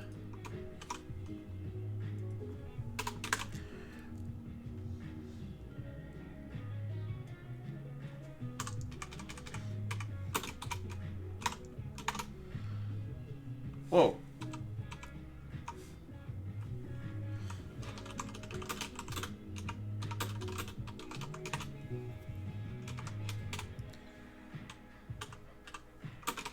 Once opened, the party finds a talking animated object. What about animated armor?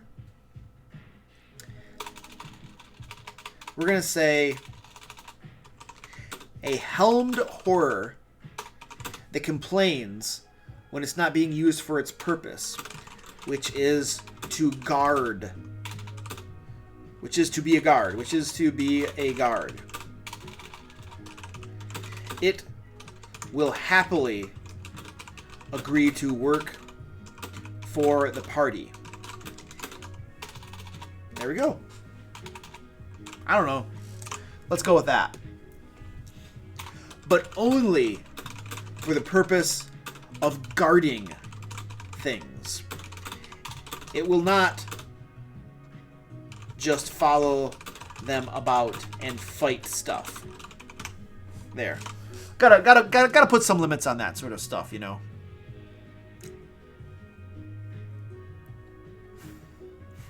Games disc. What are you trying to post that's getting...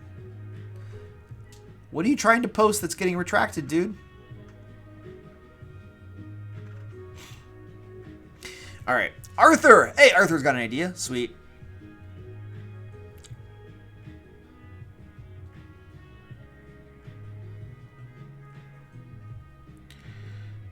Okay. Let's do Arthur's here. The PCs find kobolds talking about a terrible being they worship and hope for the honor of being eaten by. Investigating, they find it's a orphaned white dragling they're taking care of. Oh, that's interesting.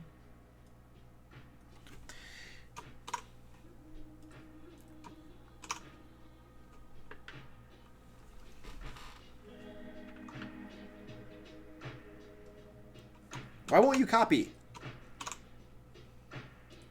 Let's say 3d6 kobolds.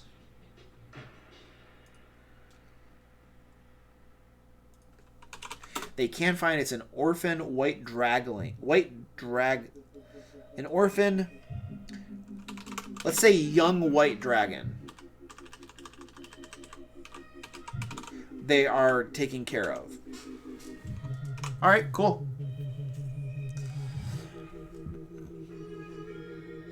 Gilmore Farbottom. A dwarf brewmaster traveling by a wagon to the nearest city has a broken wheel without replacement. Should the party help, they are rewarded with a cask of fine spirits. Okay, cool.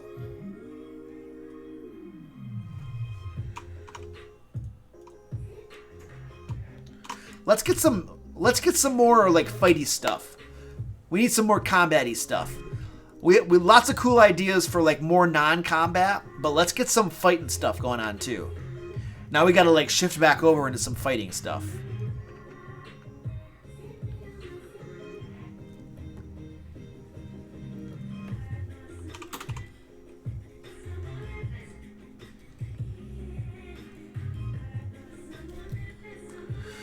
Alright, what was Game Disc? Game Disc had something about some hunters looking for unicorns. So we'll say a group of 1d4 plus 2. What would the hunters be? Probably spies. Yeah, so hunters. We'll call them spies. That's a stat block. Are hunting unicorns and ask the party to assist them for a reward. We're just gonna say, like, we're gonna say that 2 unicorns dwell in a nearby forest. There we go. More than likely, the party is not gonna help them kill unicorns, but we'll see. A friendly mimic that acts as a guide for the local area, only to lead the party to a dangerous area. That's a cool idea, Trenton. We'll throw that in there.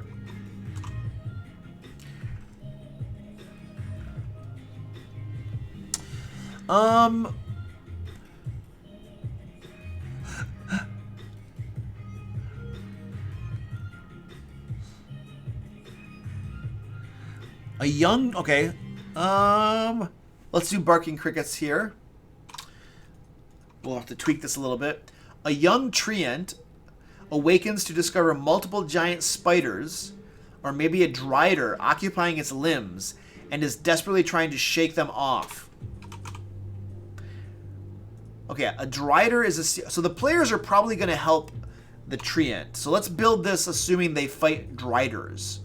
2 driders is pretty... Yeah. We can do 1d4 plus 1 driders. Let's do that. I can't find my spreadsheet, my thingy.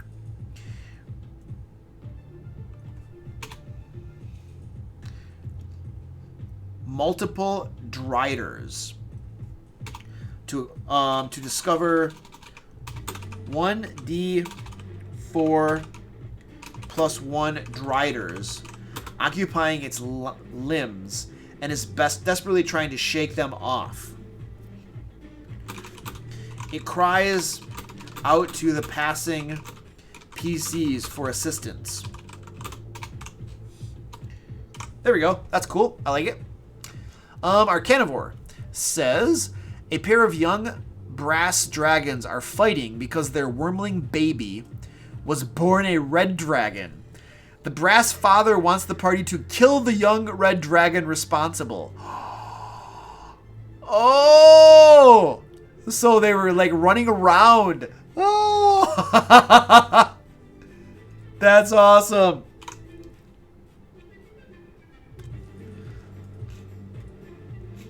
No, that's really awesome.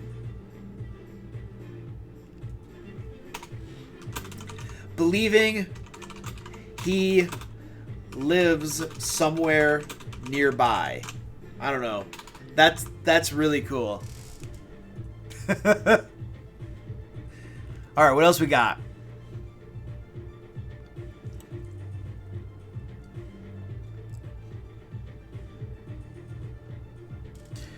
Okay. Zero combat. We'll go with that. So we got the PCs come across a pond filled with black ooze. If they approach, out come 1d4 plus 2. So black puddings are CR4. So let's check that out. So CR4. And what were you saying? How many? 1d4 plus 2 averages out to about 4 of them. Yeah, that's pretty reasonable.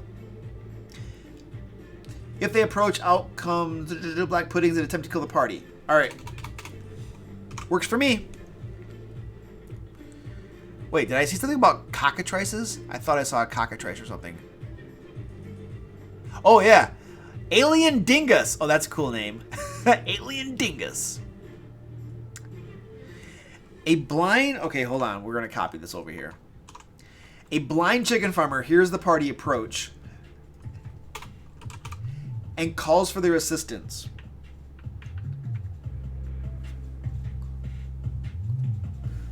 Wanting them to find out what happened to his wife and sons. His chicken coop has been overrun with a cockatrice. That's okay. All right, what level was a cockatrice? We gotta find cockatrice.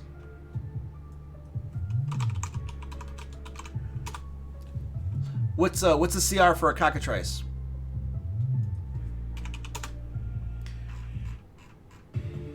One half. I like this song.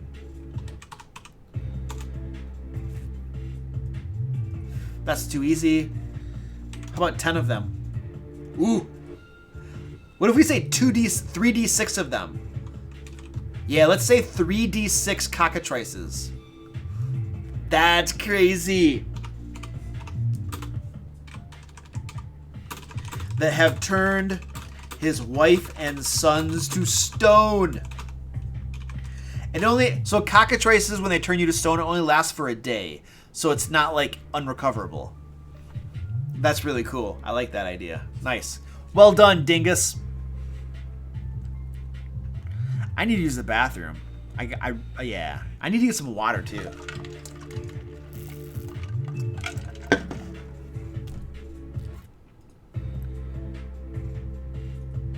I'll check something out.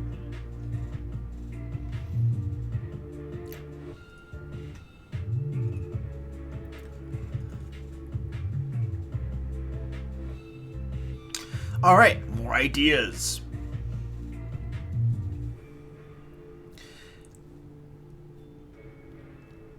Oh, the chickens are actually cockatrices. Oh, that is so interesting.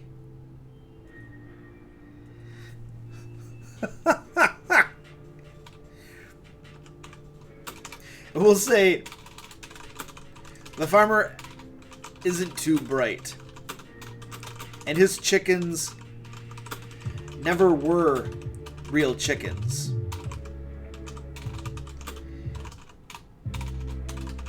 they've been cockatrices the entire time. Oh, that's awesome.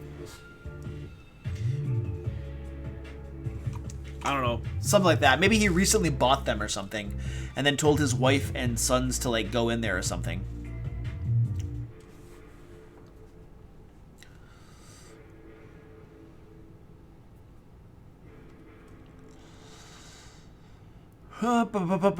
Okay, our carnivore says a friendly orc war chief is on a crab fishing trip. He accidentally catches a chul.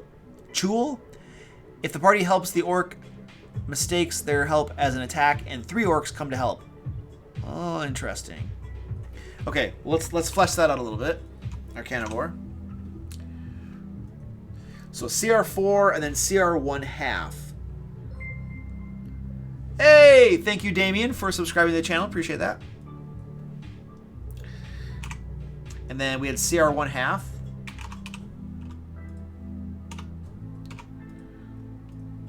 So maybe like 6 of them.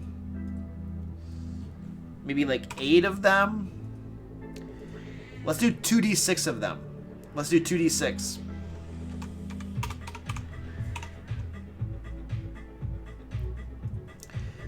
He has accidentally caught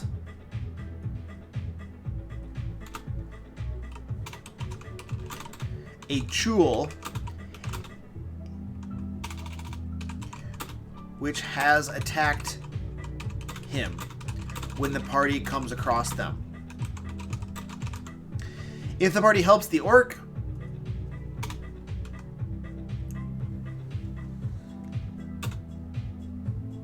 how does that work out? A friendly orc war chief and 2d6 orcs are on a crab fishing trip. We'll say they have, we gotta change that a little bit. They've accidentally caught 3 chul which have attacked them when the party comes across them. If the party helps the orcs, they mistake their help. They may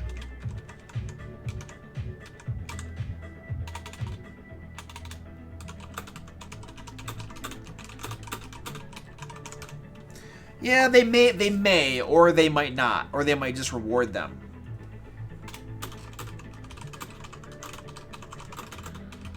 Depending on what the PCs do. I think it really depends on what they do. It needs to make sense. Talk among ourselves time? I don't know, what does that mean?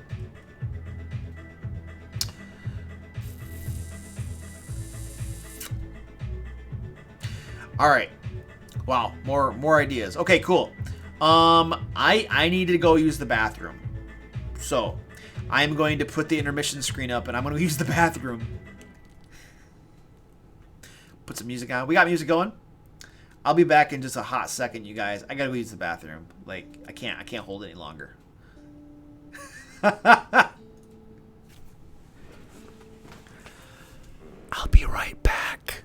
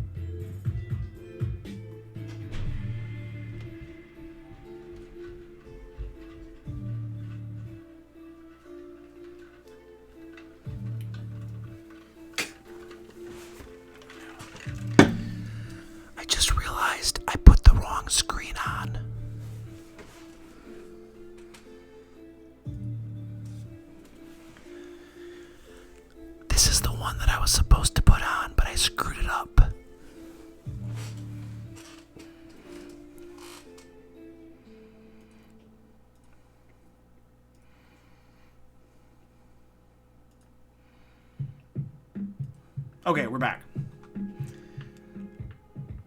Totally put the wrong screen on. I have more water too. I got a lot of encounter ideas while I was gone. Oh man. Sorry.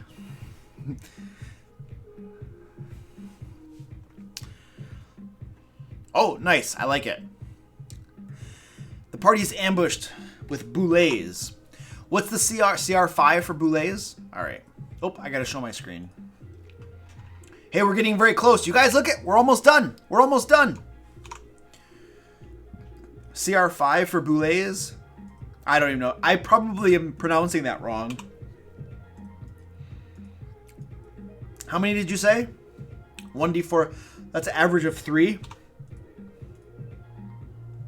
Yeah, that's okay. We could do that.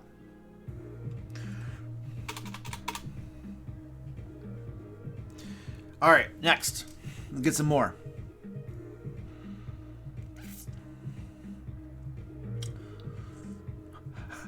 Oh, wow. The party sees a trail of biscuits. Okay, I don't know. I haven't read it all yet, but that sounds interesting. The party sees a trail of biscuits leading to a huge wooden box propped up with a branch with a pile of biscuits underneath and a rope tied to the branch that leads to a snickering hill giant. The hill giant believes he is invisible.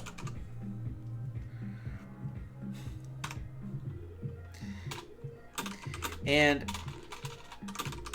he's trying to trap his dinner.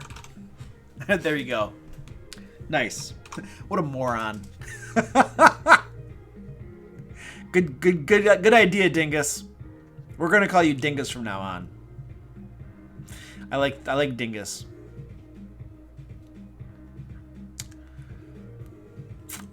All right, ideas. Danny's out of coffee. Wow.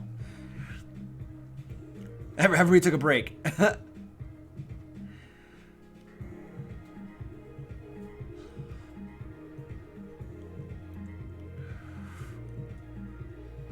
Oh, that's cool. Okay, Rosewater has an idea. Let's do that one.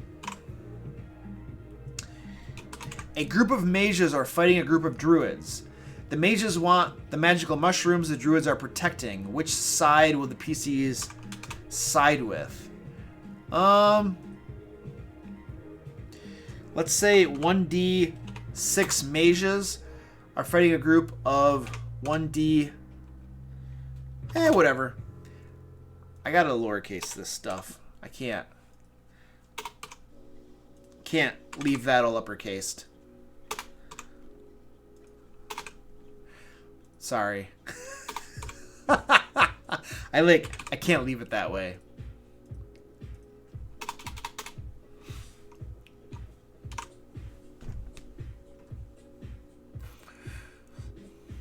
All right, let's get some more ideas.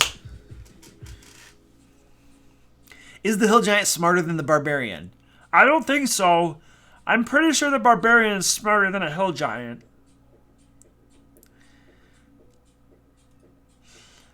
All right. The party comes upon a camp in a picturesque location. Camping here is an artist with easels set up. The artist is a devil using a special paint brush to brush the PC's souls into the painting. Oh, nice. Oh, that's a cool idea. All right. What kind of devil? Let's make it a horned devil. Is a horned devil in disguise. It offers to paint the PCs into a landscape painting for a few gold. If they agree, it uses a special brush to paint the PC's souls into the painting. I don't know exactly how that would work out, what the specifics are on that, we would probably just need to leave it to like the dungeon master to figure that out. Should you be drinking coffee this late at night? No, probably not, dude. It's kind of late to be drinking coffee. My thing moved on me.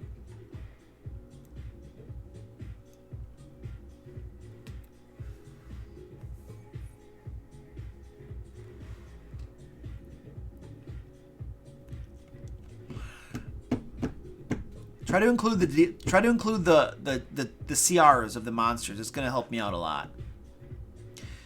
We only got a few left. We got like 6 or so to go.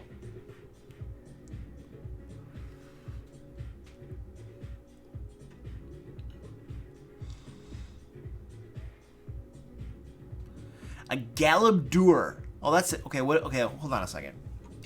We're gonna put that one in there, but I have to look that up. A Galab? What the heck is a Galab? Gotta try to find that. A Galabdur is a CR6. Alright, so how many of those would it make sense to have? 3 of them. Ooh, 3 of them. Okay. So like 1d4 plus 1.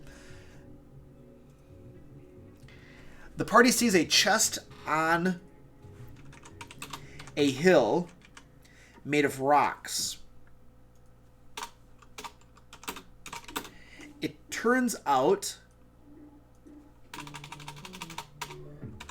there are 1d4 plus 1 Galabdurs guarding the chest. Inside the chest is a nice prize. And the dungeon master can figure out what is in there. Coffee time is all the time.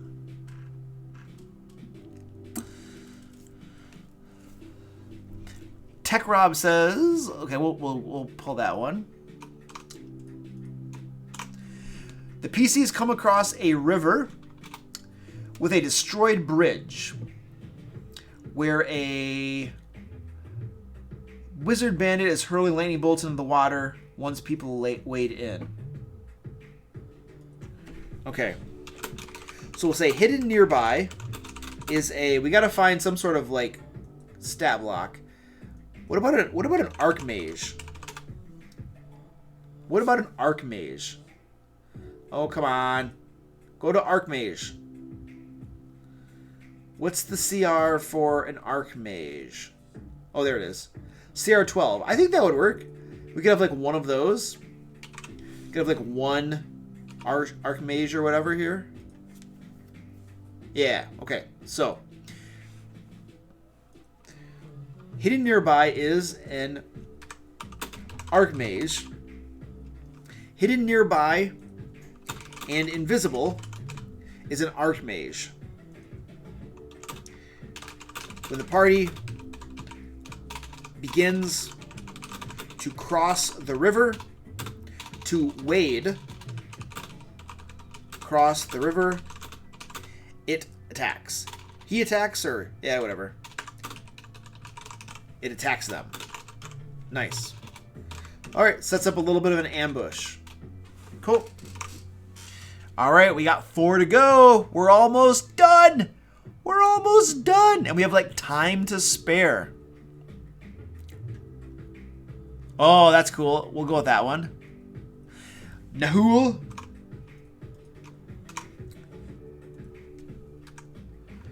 The PCs... Oh, so the party sees a giant boulder blocking the road.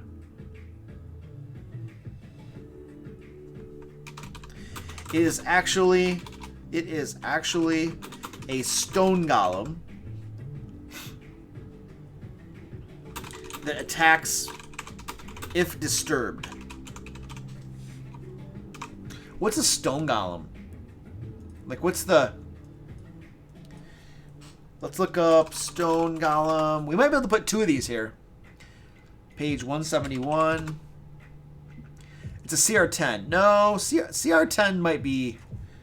Might not want to put 2 of those there. Well, actually, let's say it's 1d2. But even at level 10, that's still deadly at level 10. No, we're just going to have one of them. One of them makes sense. Two of them would be way too much. So we'll just say it is a stone golem that attacks if disturbed. Okay, cool. I like it. What else we got? Yeah, no problem, Tech Rob. Melkor Wiseman says an unarmed ogre runs past, chased by 1d2 plus 1 ogres armed with clubs. The players can help either side or just ignore them. They get 10d6 gold. Okay, I like it. That's a good idea.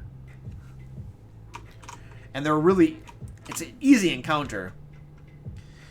I don't know why they're chasing him. The Dungeon Master could figure out why they're chasing him. Oh, wow. Here's some ideas. Clement. Ooh, Clement. I haven't used any ideas from Clement. Let's use his.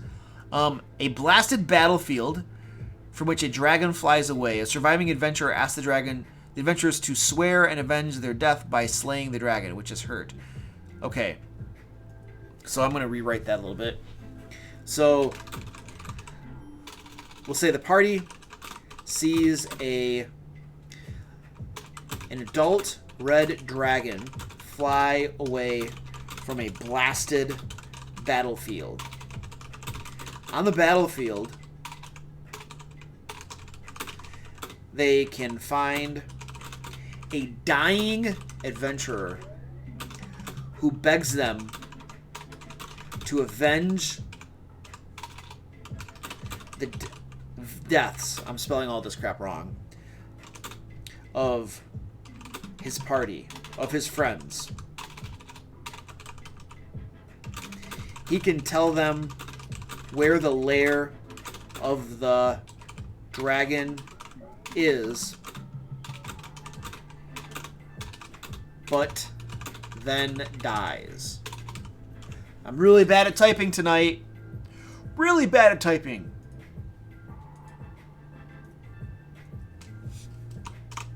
Alright, cool.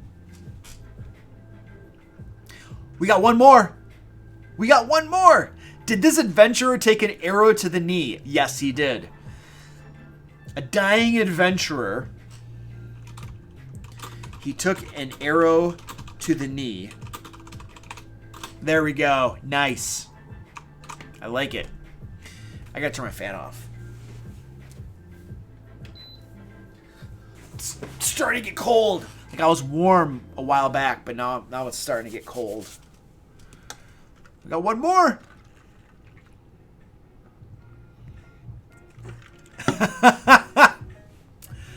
Clements, like you managed to slide one in. Well, it's hard because got lots of people contributing ideas, you know.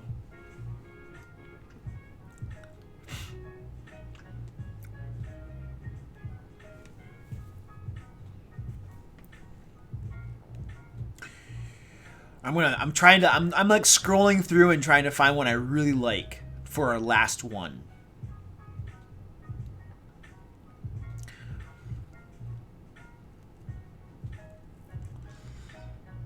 Oh, that's interesting. Yeah, you can use morning cannons and stuff. It doesn't matter what books you use, Sean. It's all good.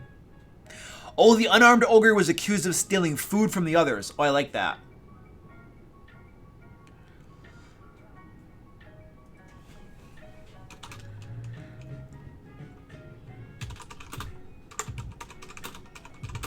So the unarmed ogre was accused of stealing food from the others.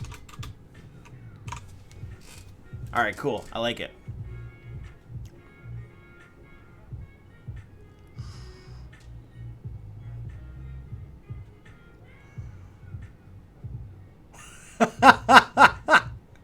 That's funny.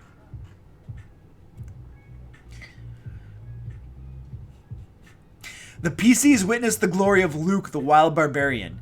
Use a hobgoblin warlord stab block. Oh, wow. Okay, that's funny. That's funny, Zero Gamer. Jim's idea. What was Jim's idea? Can 99 through 20 just be a group of Bacchanalian revelers that welcome the party in for drinking? Clothes optional? Okay, that does sound really cool. I like that. I don't know how to pronounce that word that you put there, and I don't even know what it means. But I will just trust you. Welcome the party in for drinking. Close optional. All right.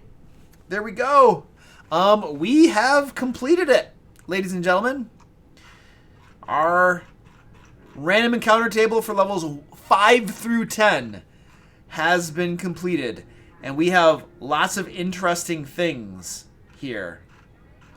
Some of them are actually legitimate fights. Others are just kind of fun, silly things, you know, but interesting at the same time. So I like that. That is my type of thing. All right, we got 20 minutes left. What are we? I just spat on my computer screen. What are we going to do in the last 20 minutes? We could end the stream early. We could answer questions or something. I don't know. What are we going to do? Game Disc says it should be 1 number per encounter. Yeah, that means we'd have to do 100 of them. That would take us like 4 hours. Yeah. Bonus round. Yeah, I don't know. We can just hang out and talk, you know. You can ask questions or whatever.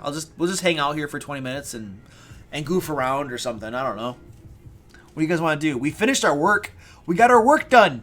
So now we can just relax and hang out. Yee! A bedtime story? I don't know that I have bedtime stories. Oh my gosh. Zero Gamer says, how much money would it cost for you to keep the stream going 2 more hours so we can do 1 number per encounter? Zero Gamer, $1,000. I'm just going to throw out a huge number because I don't think anybody's going to send that over. And the reason basically is, dude, that like I have to go to bed. It's late for me. And tomorrow I'm going to be up really late because I have a D&D game that goes from up until midnight. And I have to get some sleep for that. So, yeah. It is not going to be possible to keep this going for 2 more hours. I'm already tired and my voice is getting hoarse. So, yeah. Danny says that's a Wayne Bowser level donation. I'll tell you what, Danny. Wayne Bowser is the man. He shows up and just starts throwing around money. I would totally be asleep, Melkor. I would be totally destroyed by the end of that. Zero Gamer already used his tax return. All right, man. I don't want to take your tax return just to do a live stream. That's nuts, man. What's your favorite creature? Oh, I don't know, man. We must see the cat. The cats aren't over here. Hey.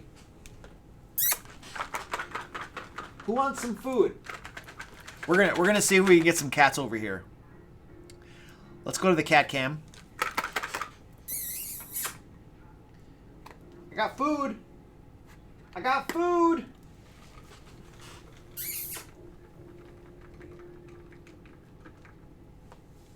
Well, I'm gonna put some in the box. I'm gonna see if we can get one to jump in the box. I don't know if it's gonna happen, but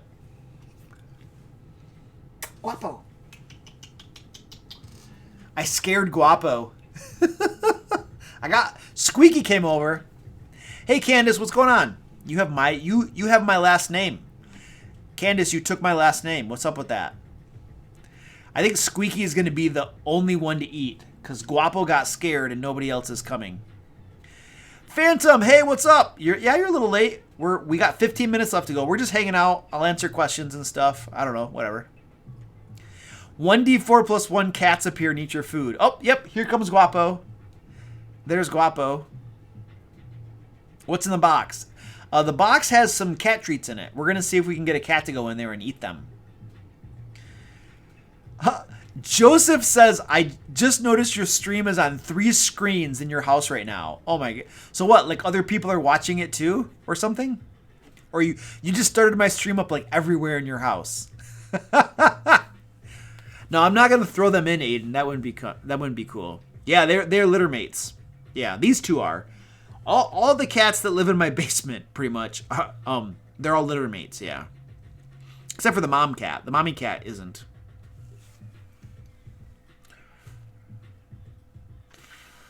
The craziest PC that I've ever seen, Naul. I had a player once build he was a fighter, but he was using like a hand crossbow, and he had a bunch of feats that made him, he did tons of damage. It was a very, very cool build. Joseph says that his wife and roommate are on their own devices watching. Oh, that's cool. Hey, hello, Joseph's wife and roommate. What up? Oh, wow. I almost knocked my water over. My cat's all looked up at me. Like, what's going on? When did I start my channel? I started my channel like 2 years ago. Yeah, 2 years ago. I did my channel. I did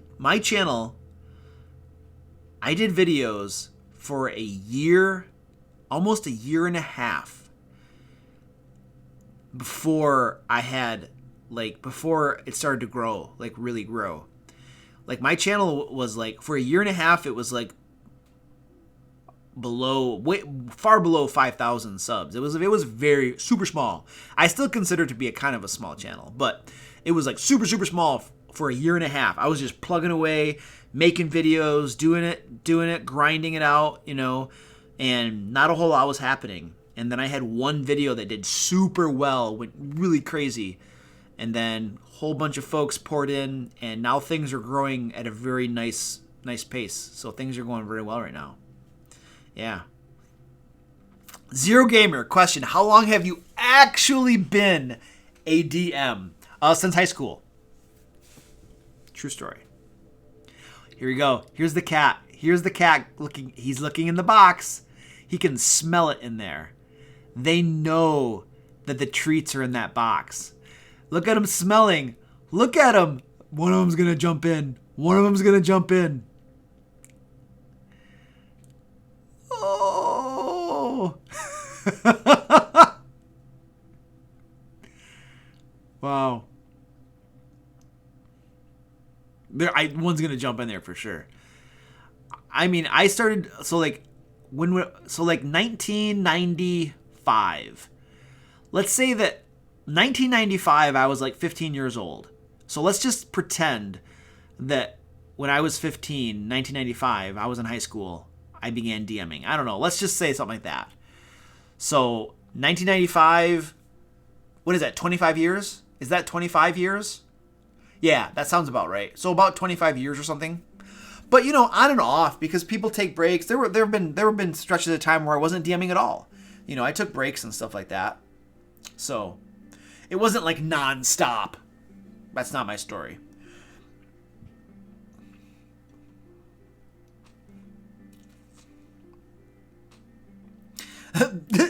Best answer, 10 out of 10, since high school.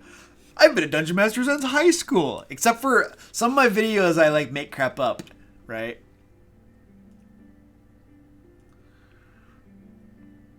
Oh, wow. That's a little messed up.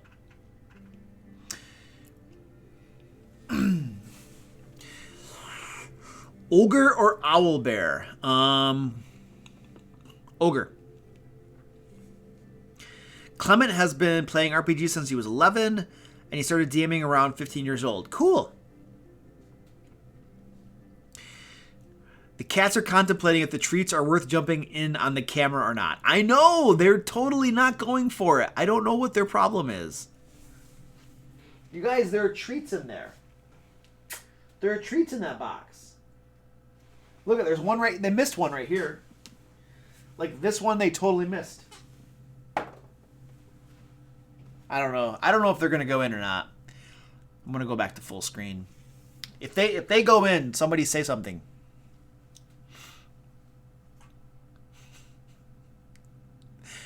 We'll just let my mods are on that. Where are my moderators? If you could have any catnip in real life, what would it be? Cantrip? Oh, cantrip. What do I like? What do I like for cantrips? Danny's doing some timeouts. Yeah, Danny. Woo! Danny is swinging the sword tonight. I saw that and I was waiting for a moderator. I was like, I wonder if one of my moderators is gonna catch that. Good job, Danny. Begone. Begone. Somebody asked the question. Yeah, the cats can tell when they're on camera. Yeah. Try folding the flaps down. You know, David, that's a really good point. I should cut those flaps off. I should just cut the flaps off. Yeah, we're just chilling now. There's nothing. Arthur, we'll see you later, Arthur. We'll see you next time. So Kim says D&D was played a lot when my kids were young and their friends. It kept them home and out of trouble. That's a very good point. Like, kids who play D&D and they're just at home playing with their friends and stuff, they're like they're staying out of trouble, you know, and they're learning some really good skills and creativity, social skills and stuff like that. Group teamwork and stuff, you know. It's a lot of good stuff. You missed what the offender said. The offender made some comments that were inappropriate about stuff, and then, yeah. Nothing good was said, LOL. Yeah, Dan the man, totally. Yeah, we're just hanging out for the last 10 minutes here on the stream. I'm just talking. You guys can ask questions or stuff. Zero Gamer says, favorite dragon color and type. I don't know. Nothing sticks out. I don't like red. I don't like red dragons because everything's a red dragon. So black is fun. Black's pretty cool. Let's go with black. Black dragon. Yeah. Let's do black dragon.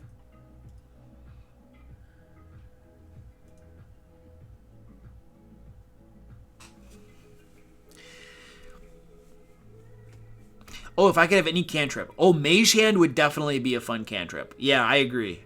You know, Mage Hand is probably my favorite cantrip, to be honest with you, when I'm a player. Is Descent into Avernus good? I have not read it. I have the book. I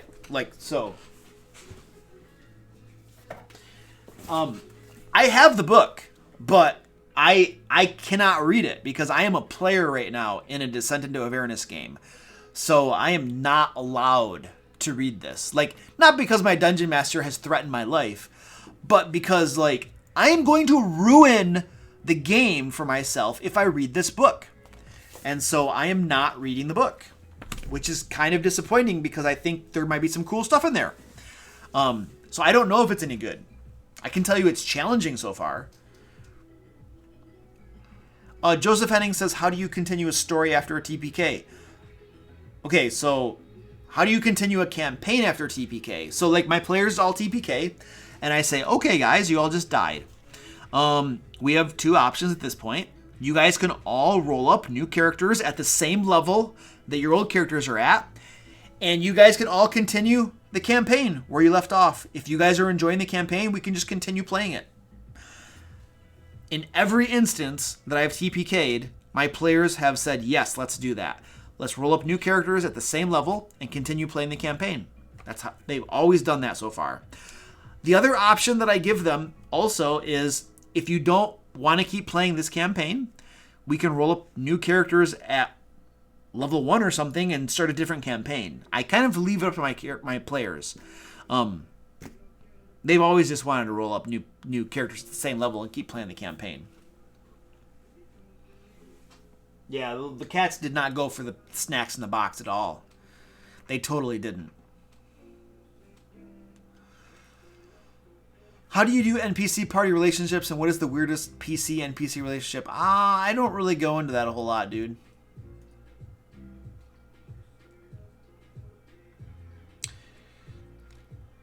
Prestidigitation is very helpful as well. I agree.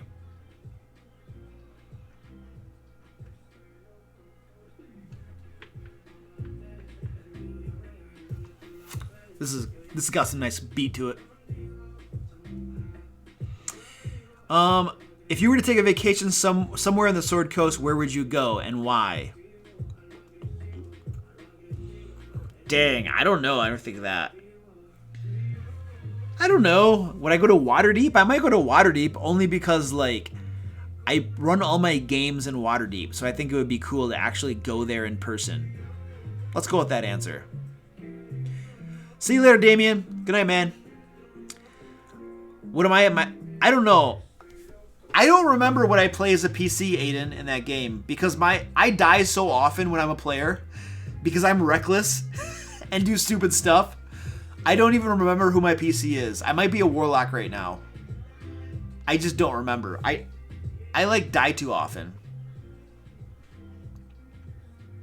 My favorite food. I mean, I hate to be like cliched or like everybody else, but pizza is so good. Oh, but my wife makes really good Central American food too.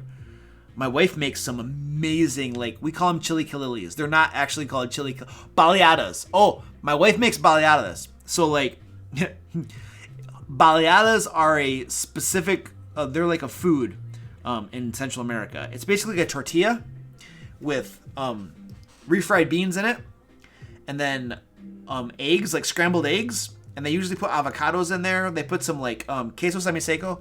So queso semiseco is like a hard cheese with a very pungent odor to it. Maybe many people probably don't like queso semiseco because it's like, yeah, it's got a very strong pungent cheese. But then they put that in there. Yeah, it's delicious. I love it. That's very delicious. I eat that with like ketchup in it, and my wife yells at me and she says I'm ruining her food. It's very delicious. What's my favorite official campaign? I don't run modules enough to have an opinion on that. Australius. I don't really know. Cameron took a nap and I'm still on. I mean, I do live streams for 4 hours, dude. Yeah, I'm going to be on for a little bit. Actually, about ready to end up. We got 4 minutes left to go. Barbecue chicken pizza is very good, Barking Cricket. I agree. I like that stuff. Paladins are fun to play. Actually, am I a paladin now? I think I became a paladin. I actually think I became a paladin because I died. I could probably look it up real quick. I can go into D&D Beyond, where the Dungeon Master has us do this stuff. Yeah, hold on a second. I'm gonna check out my campaigns. Hold on a second.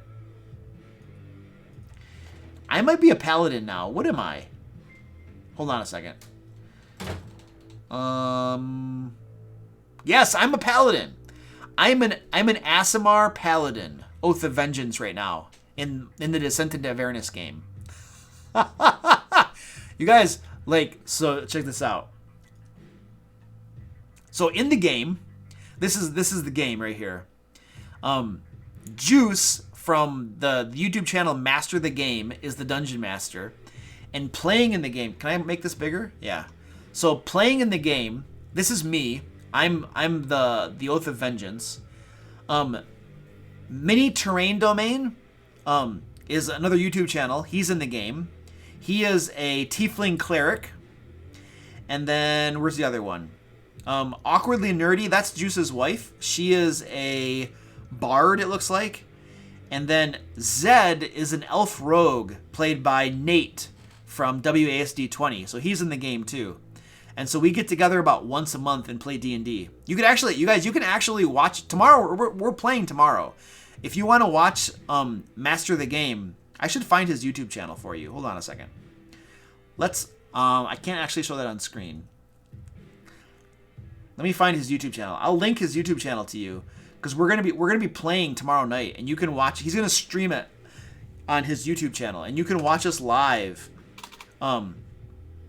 Tomorrow night. Hold on, let me find this for you, and then I'll put a link to it for you. Stand by. So this is where you can watch it. I think I can put that on the screen. He probably will not mind. And that I think I just linked. There you go. So this is the channel. They're actually live now. We'll be playing D&D on this channel right here. So you guys can watch us tomorrow if you want. Yep. He's painting live right now. So you can come by tomorrow. Oh, what time is it at? What time do we actually play at? I have no idea. I think we play at like 8 o'clock. So 8:30. I think we play at 8:30. Something tell so it's I think it's 8:30 Eastern US time is when we play tomorrow. 8:30 p.m. Eastern US time. Let's go with that. So you can watch us play. AJ Silver Radio. No, the characters in my skits do not really have names. I did not name any of them. Yes, my warlock died. Yes, yeah, my warlock. Dude, Cameron, we're like level 3 or 4, and I had a barbarian. He died. I had a warlock. He died. And now I'm on my paladin. I told you, I die all the time when I'm a player. Like, and I'm fine with that. I'm okay with that. I have no problem with that. I'll just make a new character, and we'll have fun. It'll be fun. I don't have any coffee left. Hey, okay, we're at 10 o'clock. So that's it. Now we know why he DMs.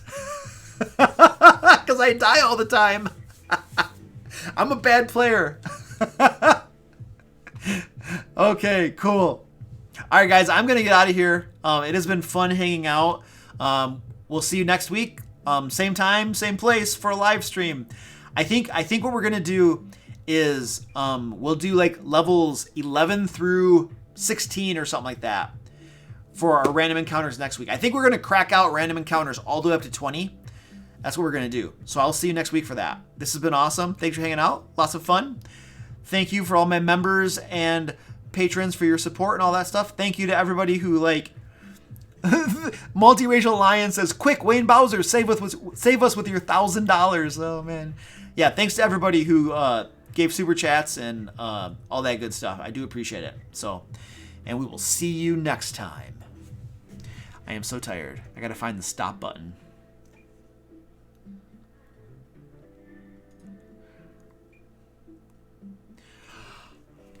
Goodbye.